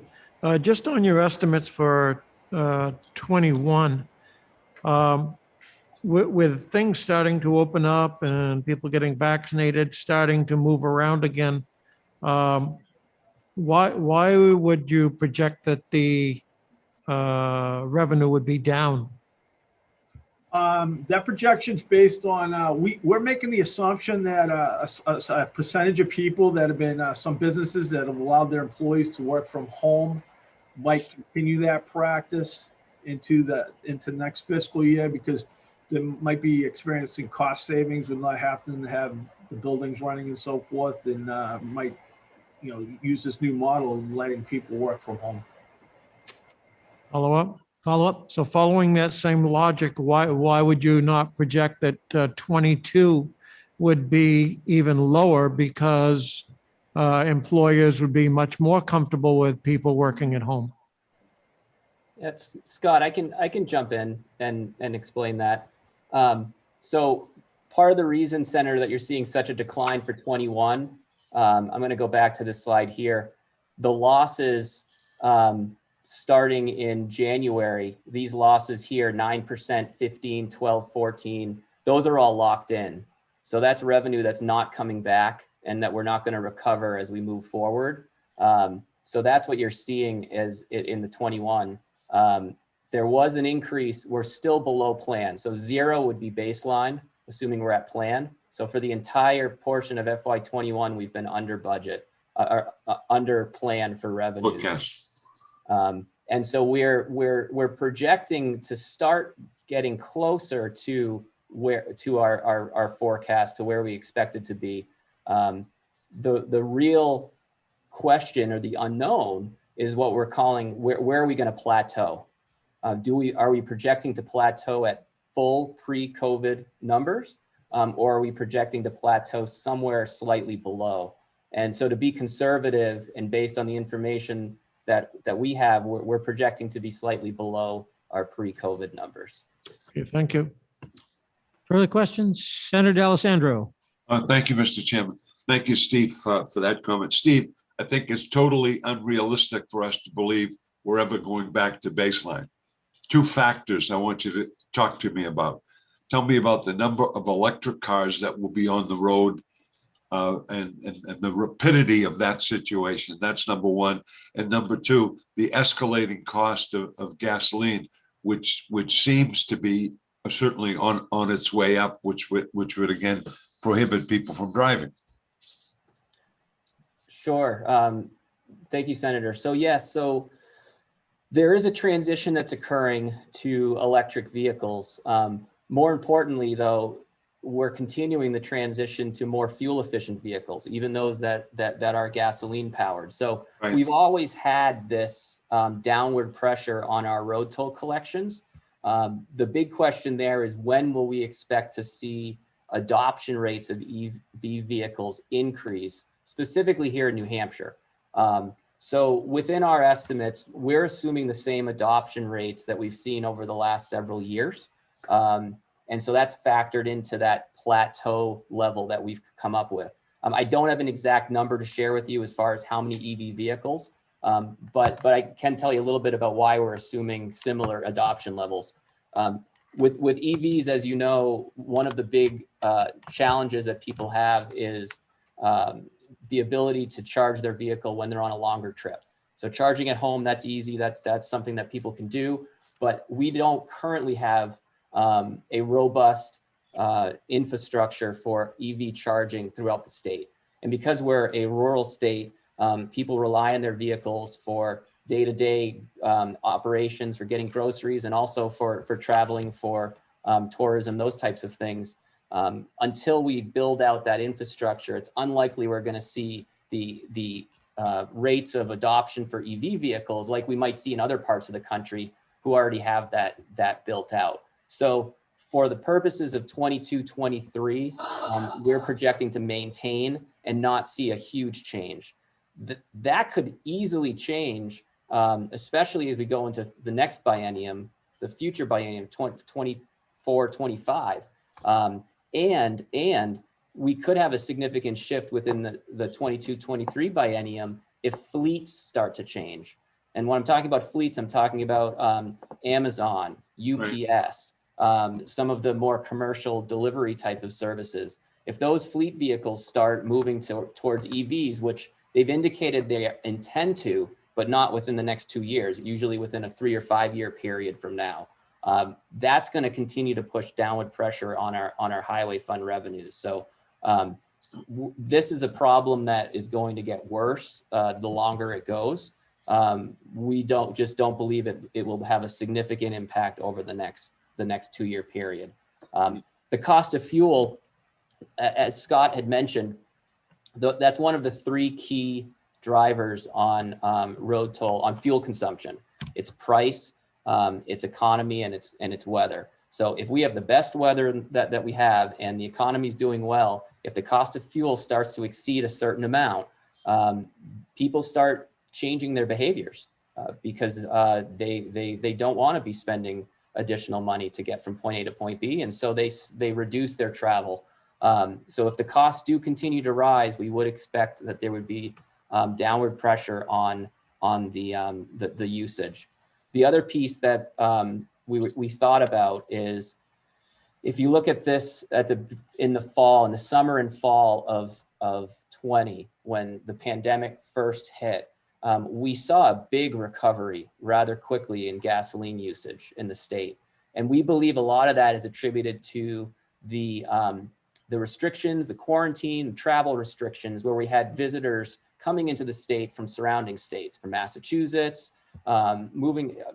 doing their recreation in New Hampshire, when maybe they would take a plane and travel overseas or travel across the country for their summer breaks. As people get more comfortable traveling and people are vaccinated and the pandemic starts to get tamped down, it's unlikely we're going to see as significant an increase in fuel-related tourism costs this upcoming summer as we did previously. We think there's some pent-up demand for long-range travel across the country. And so hopefully that answers your question, Senator. Yeah, it does. Further question, Mr. Chairman. Please. That rise, I think, Stevie, something like the cost of gasoline has something to do with that, because when you were in that rise, gas was $1.80 a gallon. Mhm. And people with that pent up demand could be addressed by the desire to go, but obviously the cost of going was de minimis as compared to what it is at the present time. I think I'm very skeptical about us making these numbers, Steve, particularly based on behavior, but also based upon the cost of fuel, which I think is going to continue to grow, and the fact that there are even though people are opening up a little more, there is still the threat of a recurrence of the virus. And that's something I think we have to keep an eye on. So appreciate your good work and Scott's good work. I'm afraid of the numbers, to be honest with you. Thank you, Mr. Chairman. Further questions from the committee? I have one sort of a perspective. Do you see any rational tax basis coming for electric vehicles to help As far support as the methodologies, Yeah. yeah, I mean, the only way that I can see a fair and equitable tax basis once the EVs hit is by vehicle miles traveled. I mean, I really don't see any other way of making sure that everyone is paying their fair share. That seems to be the most reasonable approach to take. It's also challenging because it requires additional data that we don't have a way to capture currently in our process, either in the state or nationwide. So those are the challenges that type of a model faces. But the reality is, with technology nowadays, we're able to do it. We just don't have the infrastructure in order to do it. And I think that's the only way that you're going to have equity between EVs on the road and then also gasoline engine vehicles on the road. Thank you. No further questions? Moving on. All right. So moving on to DMV. So as I mentioned earlier, DMV was mostly insulated from the declines for a number of reasons. One, I mentioned earlier, we're a predominantly rural state. We rely on our vehicles. And so people needed to keep their licenses, needed to keep their vehicles on the roads. There were some initial slowdown in vehicle sales, but it was nothing nearly as bad as we had expected. And demand continues to increase. This one is an area we're going to want to keep an eye on, though, because of things like the microchip issues that we're having, which are causing some automakers to reduce their production lines. So we might see some weakness here, but for now we're in a decent spot. And all the requirements to keep your vehicle registered, they remained in place. DMV, unlike some other DMVs in other states, our DMV in New Hampshire did not close. They did close for 2 days to shift their focus to online mail-based service. And then they were open for the duration of the pandemic. And that helped to keep our DMV revenues at a reasonable clip. So motor vehicle registration revenue in FY20, we collected 87.7 million, which is 3% more than planned. And in 21, we're projecting to collect 87.9 million, which is again 3% more than planned. And those revenues continue to remain strong.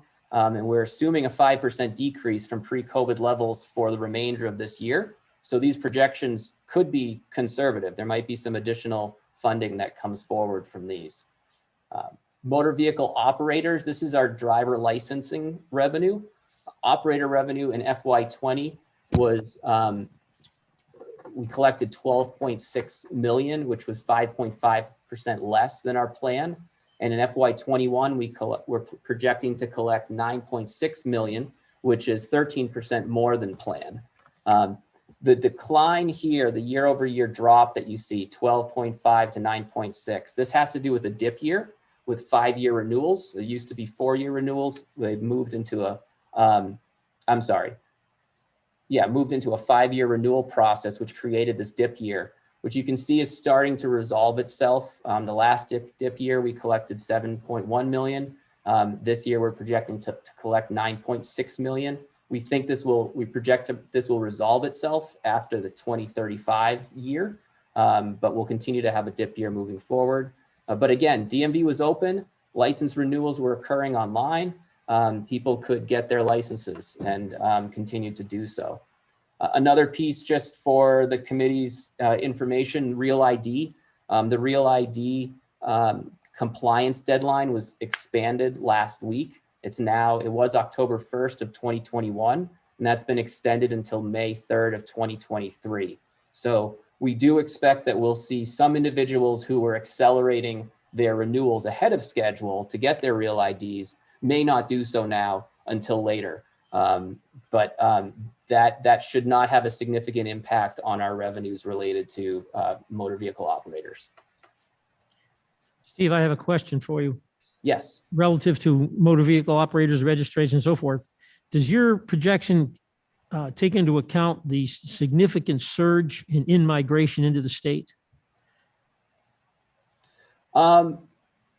It does, only in so much as we're looking at volume of registrations and volume of licenses and projecting that forward. We don't take the geographical data and say each person equals a new license or equals a new registration. We don't go to that level of detail, but it does by incorporating the historical collections. Okay, thank you. Motor vehicle title revenue is the next slide. We collected 9.5 million in FY20, which was 1.7% less than planned, and are projecting to collect 9.6 million in 21, which is 2% less than planned. And our projections for the rest of the year are assuming 10% decrease in April through April and 5% decrease in May and June. Inspection revenues, as I mentioned before, not a lot of movement here. We had $4 million in collections in FY20, which was 7.7% more than planned, and 3.9 million in 21, which was 8.3% more than planned. And we're expecting those to continue to be relatively flat into the next biennium. And then finally, for road highway fund motor vehicle miscellaneous fees. So this is predominantly plea by mail, fines from the judicial courts, and then other fees. Plea by mail revenues were added to the highway fund in FY20. We collected 5.6 million, which was 33% less than planned, and that was due to declines in traffic on the roads, which led to declines in ticketing, and so on and so forth. In FY21, we're projecting 7.2 million, which is 14% less than planned, but we're expecting that to recover relatively quickly as we move into 22 and 23. Similar situation with the fines from the courts, where the revenues are declined slightly into 21, but will begin to recover as we move into 22 and 23. And then finally, for our other motor vehicle fees, this includes, this is overweight vehicles fees, license and registration restoration fees, replacement license fees, things of that nature. Those are relatively stable with slight growth from FY21 into 22 and into 23. Now we'll move on to the general fund. General fund revenues, as I mentioned before, these are on the category of other general funds. The main areas that we collect 8.9 million in revenues is what we're projecting in FY21, which is 8.2% less than planned. Our FY22 and 23 projections are expected to continue to recover as the economy improves, and we'll start getting some of that pent up demand for initial driver's licenses. That was the one area in DMV where there was some delay. It had to do with new drivers, so individuals getting their first license and going through the driver education program. And because of restrictions with COVID, there were delays in when they could receive their license. And so we're expecting that to recover within the next year. This last slide just shows some of the factors impacting the general fund estimates and some of the fees associated with it. So as I mentioned, the initial licenses had downward pressure from scheduling conflicts with driver education schools due to COVID. The penalty assessments, those have not been significantly impacted because of FY 22 and 23, we're projecting those to be consistent with our historical collections. And then permits and licensing, that's a $100 fee predominantly for the non-residential pistol license. And those have been declining over time. Most of the non-resident licenses have to do with individuals looking for reciprocity. And there's only so much of a demand for that type of service. So while there has been increases in gun line sales, we are still seeing a overall decline in revenues related to non-residential permit licenses. And that concludes our presentation for today, and would be happy to answer any other questions that you may have. Questions from the committee? Steve, I have one. The plumbers and pipe fitters licensing, is that going to migrate over to OPLC? Yes, yeah, based on the current language in House Bill 2, that will follow those individuals, yes. But the revenues will still go to the general fund? Correct, yep, and that's a 125 program as well. Okay, thank you. Mhm. Further questions? Hearing none, thank you. Thank you. Thanks.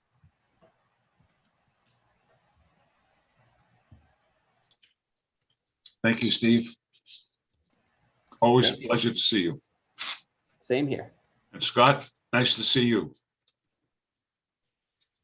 All When right. I'm not complaining about something. All right, we'll move on to administrative services.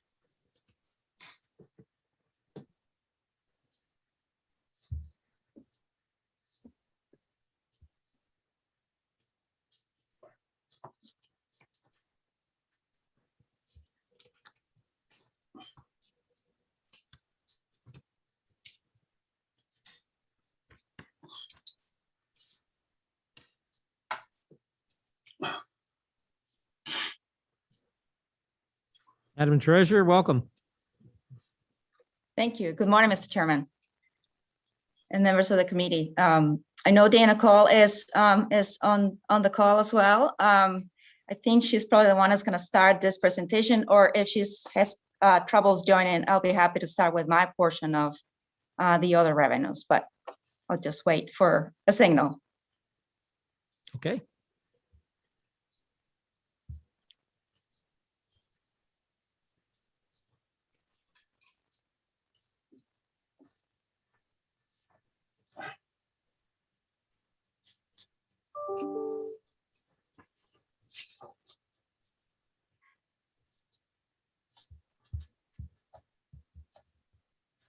If you prefer, Mr. Chairman, I can start with the unclaimed property portion while the controller has the opportunity to join. Okay. Thank you. Again, Monica Mazzapelli, State Treasurer. Thanks for having me over. So today I'm gonna talk about the achievement revenue that is reported to the general fund. And I believe you have a handout, and so I'm gonna focus your attention to, I think it's page 4 and page 5 of your handout. I might be able to bring the portion over, but maybe I can share my screen for that section.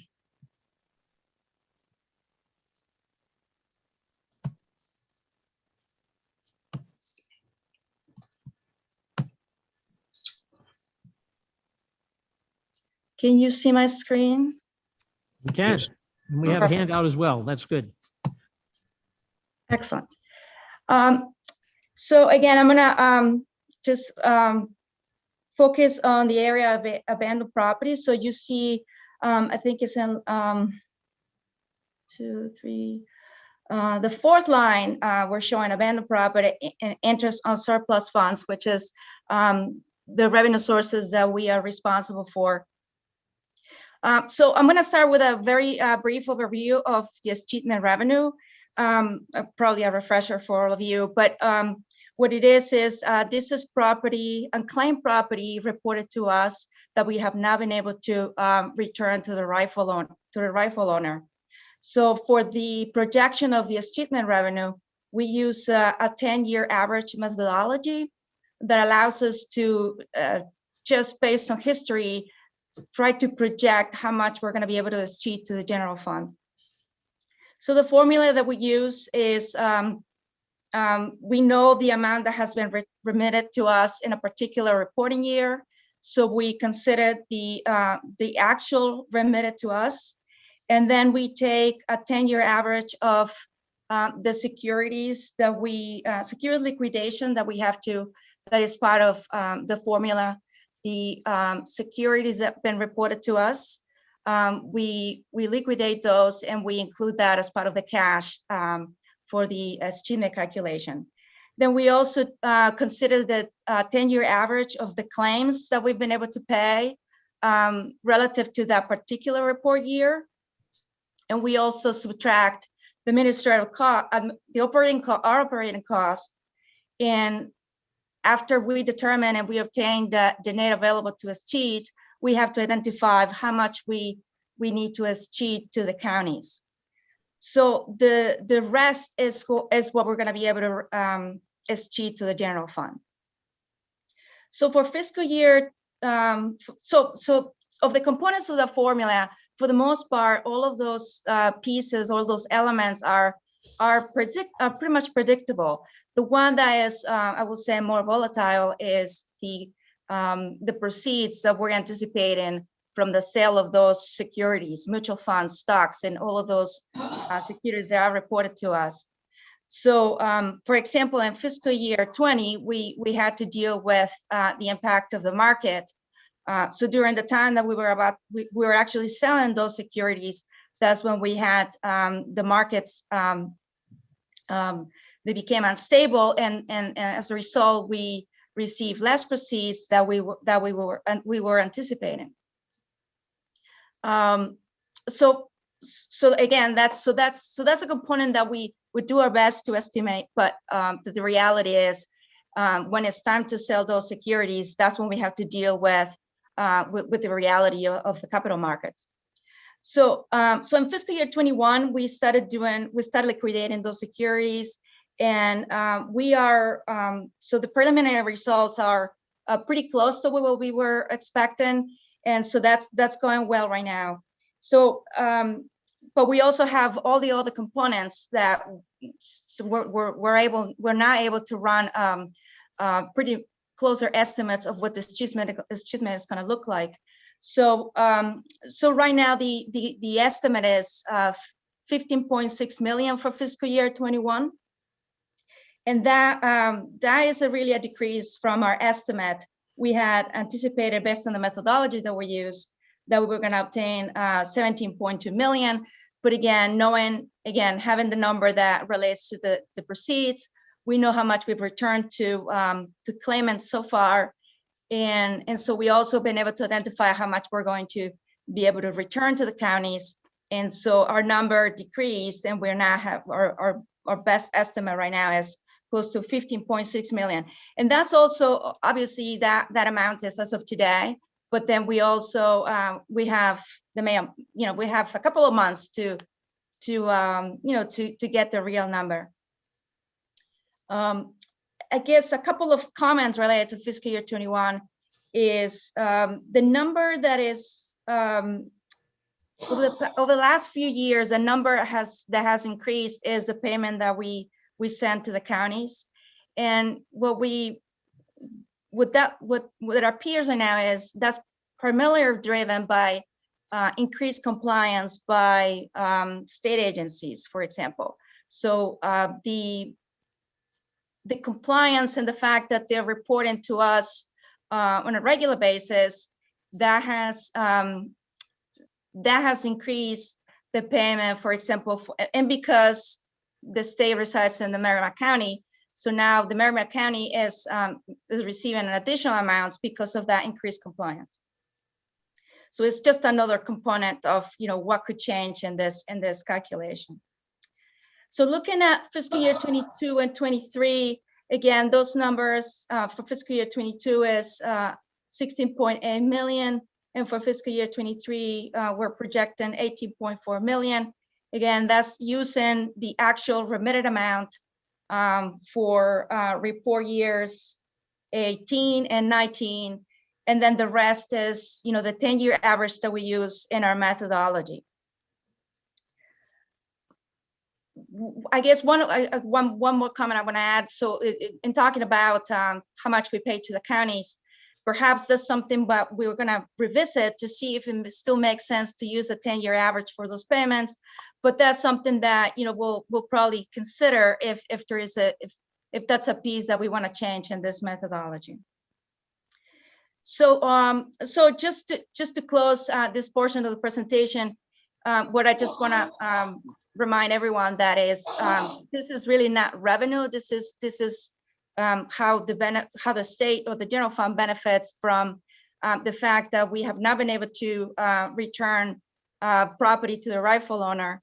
However, our mission is to do that and try to do outreach, and we have plans to increase our reach and encourage out-of-state and in-state holders to report to us, as well as plans to increase the number of properties that are returned to rightful owners. So I'll stop right there to see if there are any questions before I move on to just touch base on the interest on surplus. Any questions for the treasurer? Hearing none. Thank you, Monica. Great. So I'll briefly touch on the interest on surplus. As you can see, in this amount, we had a budget for fiscal year 21. We decided that it was not realistic, so we've been predicting a zero amount for fiscal year 21 and 22 and 23, just because of the interest rate environment. There are no plans for interest to increase, you know, as a result of the Federal Reserve to provide that you know, assistance to the economy. And because of that, you know, we're not going to be able to estimate any interest, you know, for this revenue source. What we're obviously expecting is that we're going to earn enough interest to pay our banking costs and also, you know, the fees that were charged for all of the banking operations. And if there are other accounts that earn interest, so we have dedicated accounts that are entitled to earn some interest. So again, any additional interest that we will have, we need to review if some of those dedicated accounts can receive some of this interest allocation. And with that, that concludes my presentation for today. I'll be happy to answer any more questions. Questions from members of the committee? Yes. Hearing none. Thank you very much. Enjoy the rest of the day. My pleasure. Thank you very much. Dana, welcome. Good morning. Can you hear me now? Yes, we can. Thank you. Excellent. Okay. I apologize for my technical difficulties. My desktop computer gets confused with my headset sometimes. So I'm on the phone, hopefully coming through. I will go ahead and share. Thank you, Monica, for covering your portion first. I'm going to go over other. Good morning. My name is Dana Call. I'm the state comptroller. Other revenue is reported in the monthly revenue focus. I'm just going to give you a sense of what Administrative Services does to report on unrestricted revenue as a whole, all of the items that you're hearing about in these hearings. We do the monthly revenue focus, as I mentioned, which compares cash basis collections to the plan. Regarding the plan is based on the approved budget, and the budget only gives us an annual plan. So we work with agencies, the folks that you're talking to determine peak collection periods and try to analyze the plan on a monthly basis to give you a sense throughout the course of the year of how the state is doing on unrestricted revenue as a whole.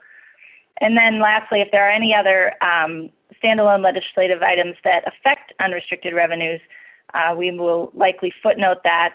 We can't change the plan once it's law, but we can note in our plan documents if there is something that's going to impact actual collections versus plan. So moving on to other, as I mentioned in our monthly revenue focus, there's a line item for others, kind of a catch-all for all of the things that are of a smaller nature, although there are a few larger items.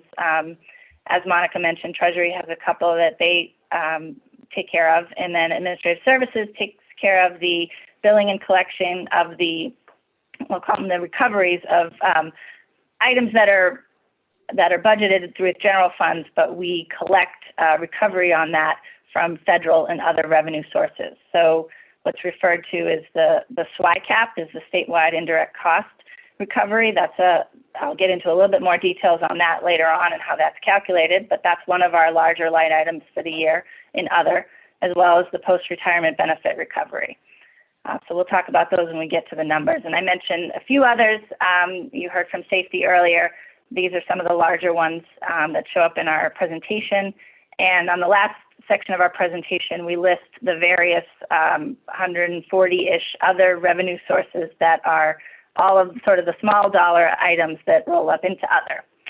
So I'll get into that a little bit. But getting into the high dollar amounts, as I mentioned, this is other is a revenue line item that is extremely variable from year to year for all the reasons that Monica mentioned, as well as it's kind of a catch-all, as I said. So it's very difficult to project, but what I've given you here is 5 years of actual history and then projections for 21, 22, and 23, separated out by the different categories we're going to discuss. But in total, you're looking at anywhere from 60 million to 80 million of dollars amongst the entire unrestricted revenue pool. So a pretty small line item. But I'll get into the next page of the presentation. Page 5 has those same totals, but this one gives you a little bit more detail on some of the line items within that. And we refer to them as tracked accounts and untracked accounts, meaning the tracked are the top section of this presentation, and some of the line items we've already talked about. The untracked is sort of 3/4 of the way down the page, and it's the compilation of all the different revenue sources that I mentioned that are the small dollar items that just support the general fund. I'll pause for a minute in case there's questions on the numbers. I have a couple more slides that explains the portions that Administrative Services collects, but these are, as you can see, collected by other agencies, and they are likely speaking with you separately. So, any questions so far? I have one, Dana, and that is when you look at the all others, the untracked line down like Yes. 3/4 of the way down. Yes. You expect to meet what the projected 21 revenues are? In other words, in a couple of months remaining, May and June. Yeah, I mean, I think, again, these are not items that we sort of track individually, so it's hard to sort of make a projection. But in total, we generally plan to, because some are higher and some are lower. Every year, we have instances where some particular line items come in higher than planned and some come in lower. So all in all, yeah, I included the same projection of what was in plan for that particular line item, fully knowing that, yeah, it is tracking lower at this time, but we do have some items that come in the last month of the fiscal year. So some of that may be back-ended. But again, it's very difficult to sort of predict all of those 140 plus items. So yes, we left it as a what plan expected us to collect. Thank you. Sure. Any other questions? Hearing none. Okay, I'll move on to a quick, as I mentioned, in this particular slide, you can see the indirect cost is about 12 million or so, and the post-retirement varies anywhere from 8 to 10 to even 12 in some years. So I'll mention indirect costs, the 12 or so million that we collect from state agencies. State agencies budget for this based on a projected rate that we give them each year, or we give it to them for the biennium as they're developing their budget. So again, we're looking at it very prospectively. So sometimes it's difficult to determine exactly what we're going to collect in a given fiscal year. But this is to recover generally funded support areas from non-general fund sources, predominantly federal funds. And we work with the feds to get a rate that is approved by them, and then administrative services bills and collects throughout the course of the year. So that's one of the larger items. The second is the post-retirement, which operates very similarly. We have retiree health, which is a generally funded line item, and we recover costs from federal and other sources based on a predetermined rate that does tend to vary depending on timing of payments, but we try to get it pretty close to give agencies an idea of what to budget, and then we bill and collect throughout the course of the year. And those are the two larger ones. And as I mentioned, the next three slides are the just a listing of individual ones. The gray are the ones that we provided tracking information on. And then there's a variety of other that get created throughout various legislation, and those get captured here. So that is what I have in my prepared comments, but I'm happy to take on any questions. Are there any questions from members of the committee? Seeing none? Thank you very much. Okay. Appreciate it. Thank you, ladies. Wow. And now we come on to the judicial branch. How are we doing on time? We're pretty close. Pretty close.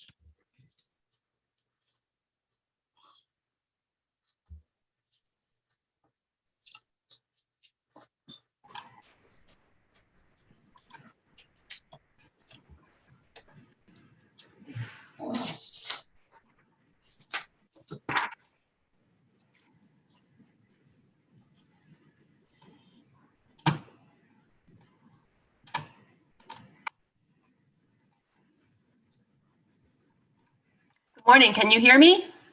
We can, Donna. Good morning. Good morning. And can you see me? I'm not showing up. I can't see myself. So a little. Yeah, we're not seeing you yet. Huh. Okay.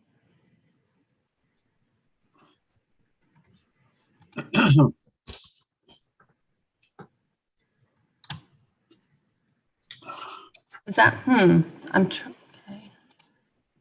Let me try.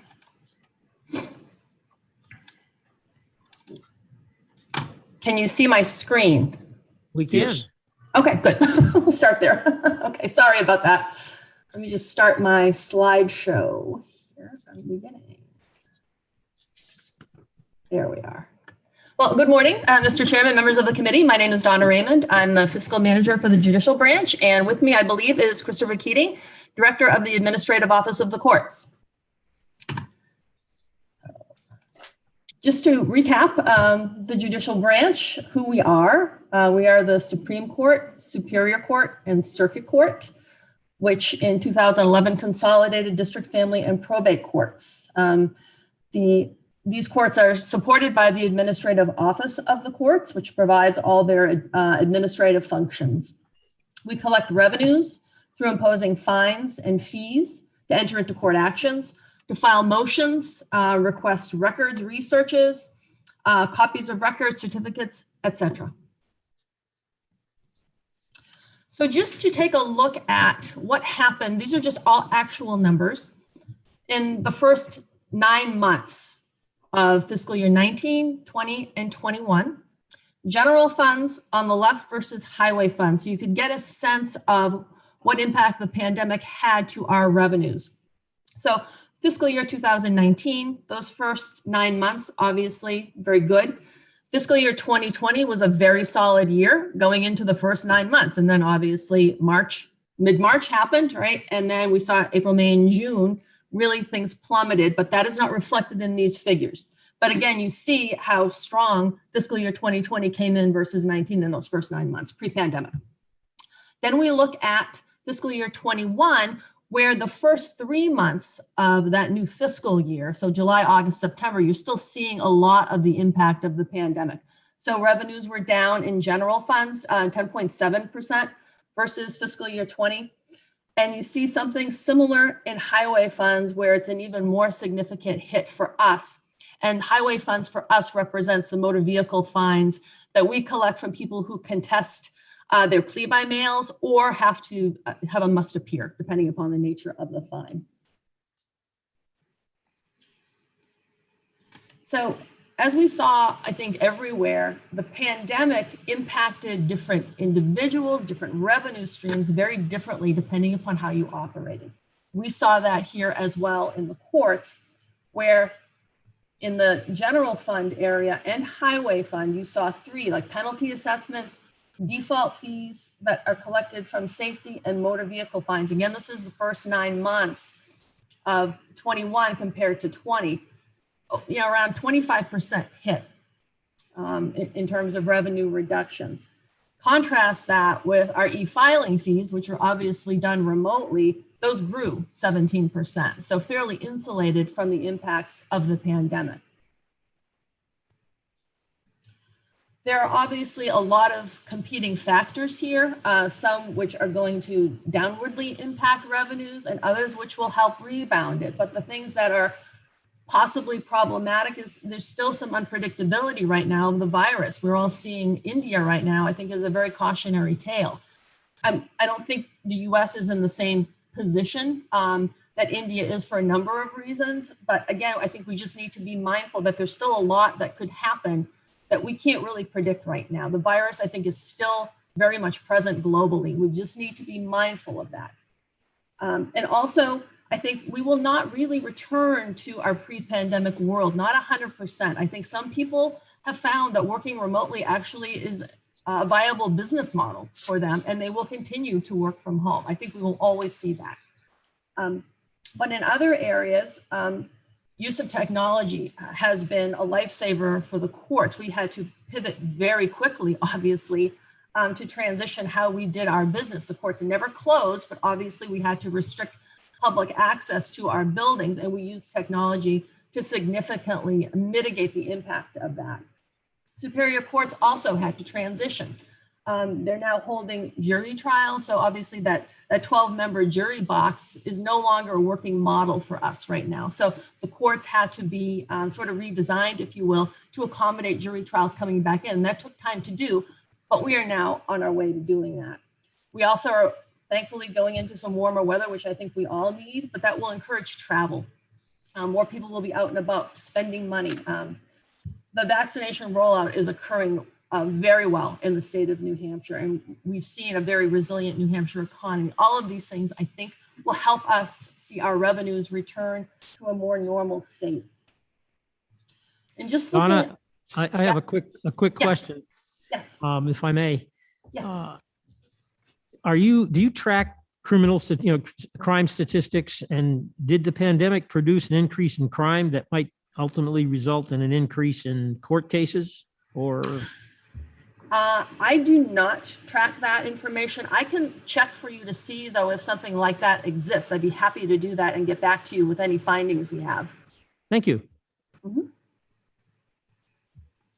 So taking a slightly closer look at how our general funds that we collect were impacted by the pandemic. And I just tracked it from July of 2018 to sort of give us a really long pre-pandemic timeline.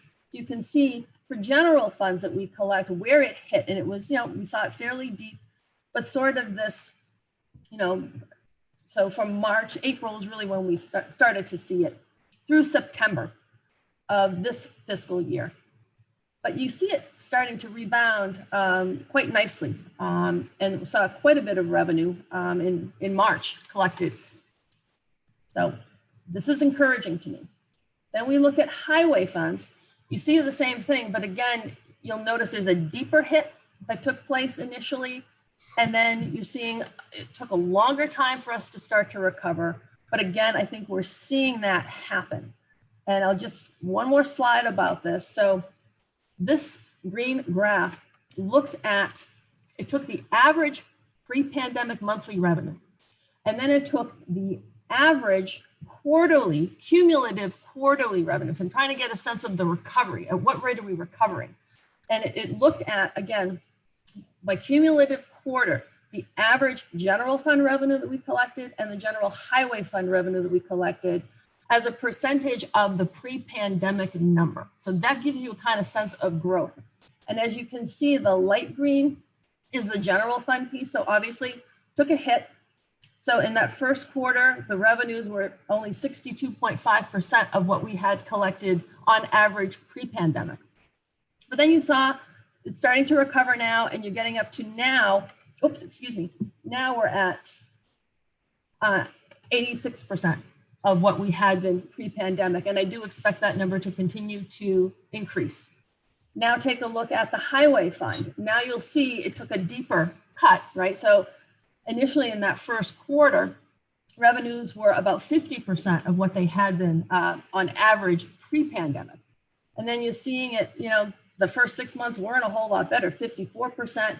Now we're starting to get better, where as of a year now, we're around 71% of what our pre-pandemic levels are. And I think part of that, obviously, vehicles on the road, we had shelter in place initially. I mean, there were very few vehicles on the road. So you're going to see part of that contributing to this. And that is revenue that would be lost. I mean, cars were not on the road. There was no one there to get a ticket, if you will. So we will not recover that revenue. But I think another piece of this is what has been built up in the system, right? Because the way safety collects a plea by mail fine is very different than the way the courts collects a contested plea, what may have been a plea by mail fine or a must appear, right?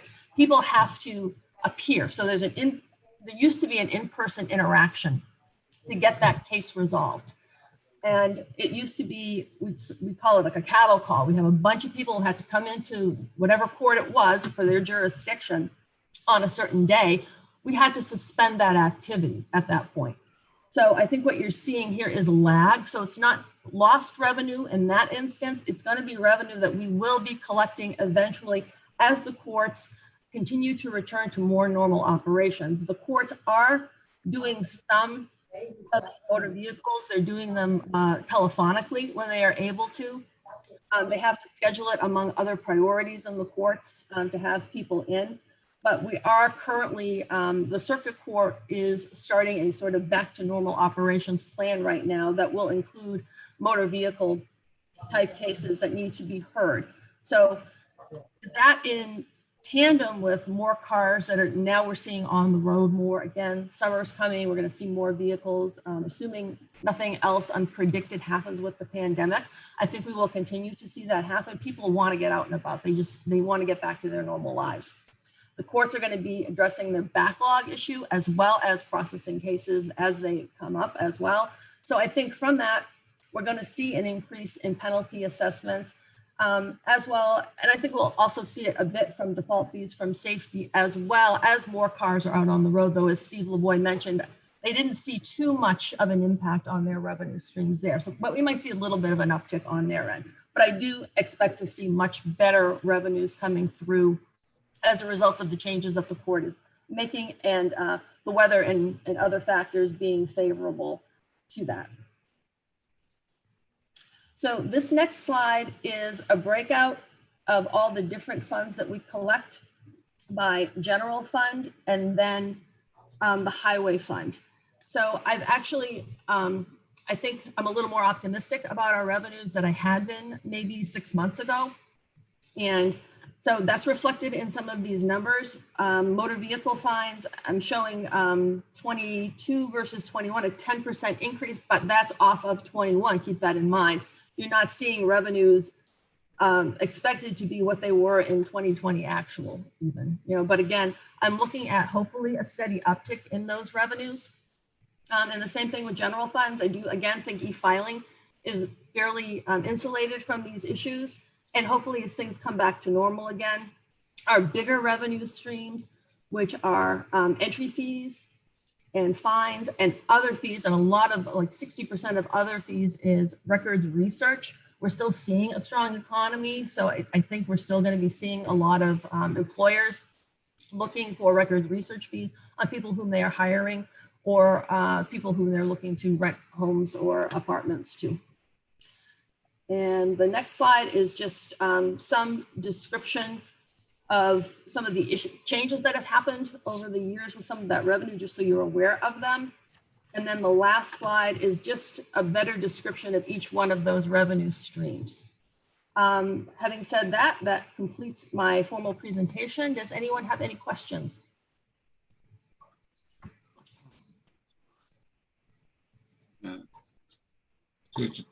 Any questions from the committee? Senator D'Alessandro. Thank you, Mr. Chairman. So Donna, again, your optimism is always great to see, great to hear. But in your optimism, you're pointing out that we have an increase, but we're still going to be below where we were in the past. Right. So that's correct. We have to take that sort of with a grain of salt, correct? We do. I mean, I don't think of myself usually as terribly optimistic when it comes to revenues. I am always very, very conservative. So for me to even say that is a big deal, because I would rather be pleasantly surprised than disappoint when it comes to revenues, because obviously there's a lot at stake when we're looking at these numbers, and I don't want to be too positive about things and have them not come to fruition. But I do try to look at the numbers and look at what they're telling me and consider other factors in here. I do think New Hampshire has done a remarkable job of getting the vaccine out. I see, the governor's got a public service announcement out there, just really getting the word out, get vaccinated. I think that is the number one most important thing we need to do, is stop this virus in its tracks, is to get vaccinated. And I think we're doing an excellent job of that. This economy has stunned me in how resilient New Hampshire has been.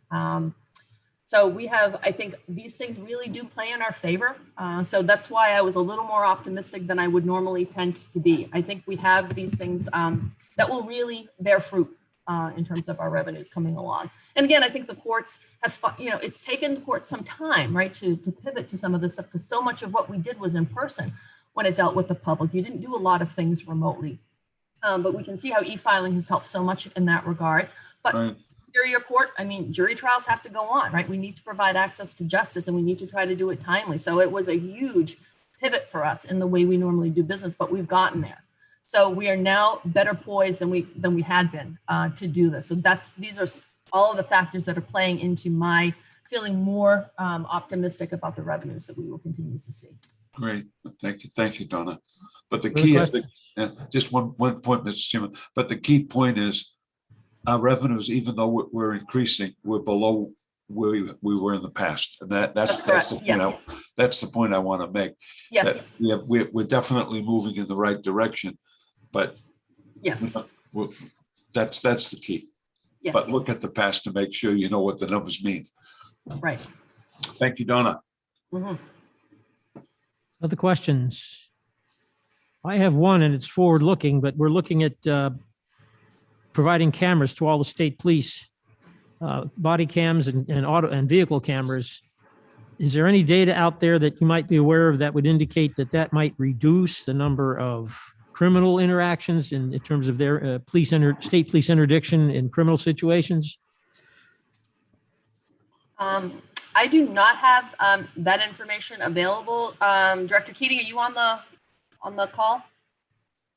Yeah, I am, Donna, and that remains to be seen. The introduction of digital evidence has been a real challenge for us, because different police departments use different platforms for the technology. So we've got to be able to make sure that our digital evidence management systems can accommodate the variety of really the wide variety of digital evidence that is presented by police departments and prosecution offices. So that's been the biggest impact on us, is being able to provide the technology so that people can present this evidence at trials. I haven't seen any evidence or any research about whether or not the proliferation of body cameras has influenced the the rate of prosecutions or the rate of criminal conduct, but we'll definitely look into that and see if we can provide that information to the committee. Would it, as you know, we're looking to fund this, part of the individual communities' purchase of body and car cams. Would it make sense to try to standardize that to make your conversion problem easier? Like the Ballot Law Commission sets the machine that can be used across the state for balloting. Would it make sense to do something similar for the body cam, car cam situation? It would, but I'm not sure if that horse hasn't left the barn. All these systems are, I think, working towards integration, and it doesn't end with just police departments. It's Walmart video cameras, it's Target video cameras, it's mom and pop shop video cameras. So our ability to provide a venue for the presentation of digital evidence, it doesn't just end with Law enforcement, yeah. Okay, thank you. Mhm. Any further questions? Hearing none, thank you very much. Thank you, Donna.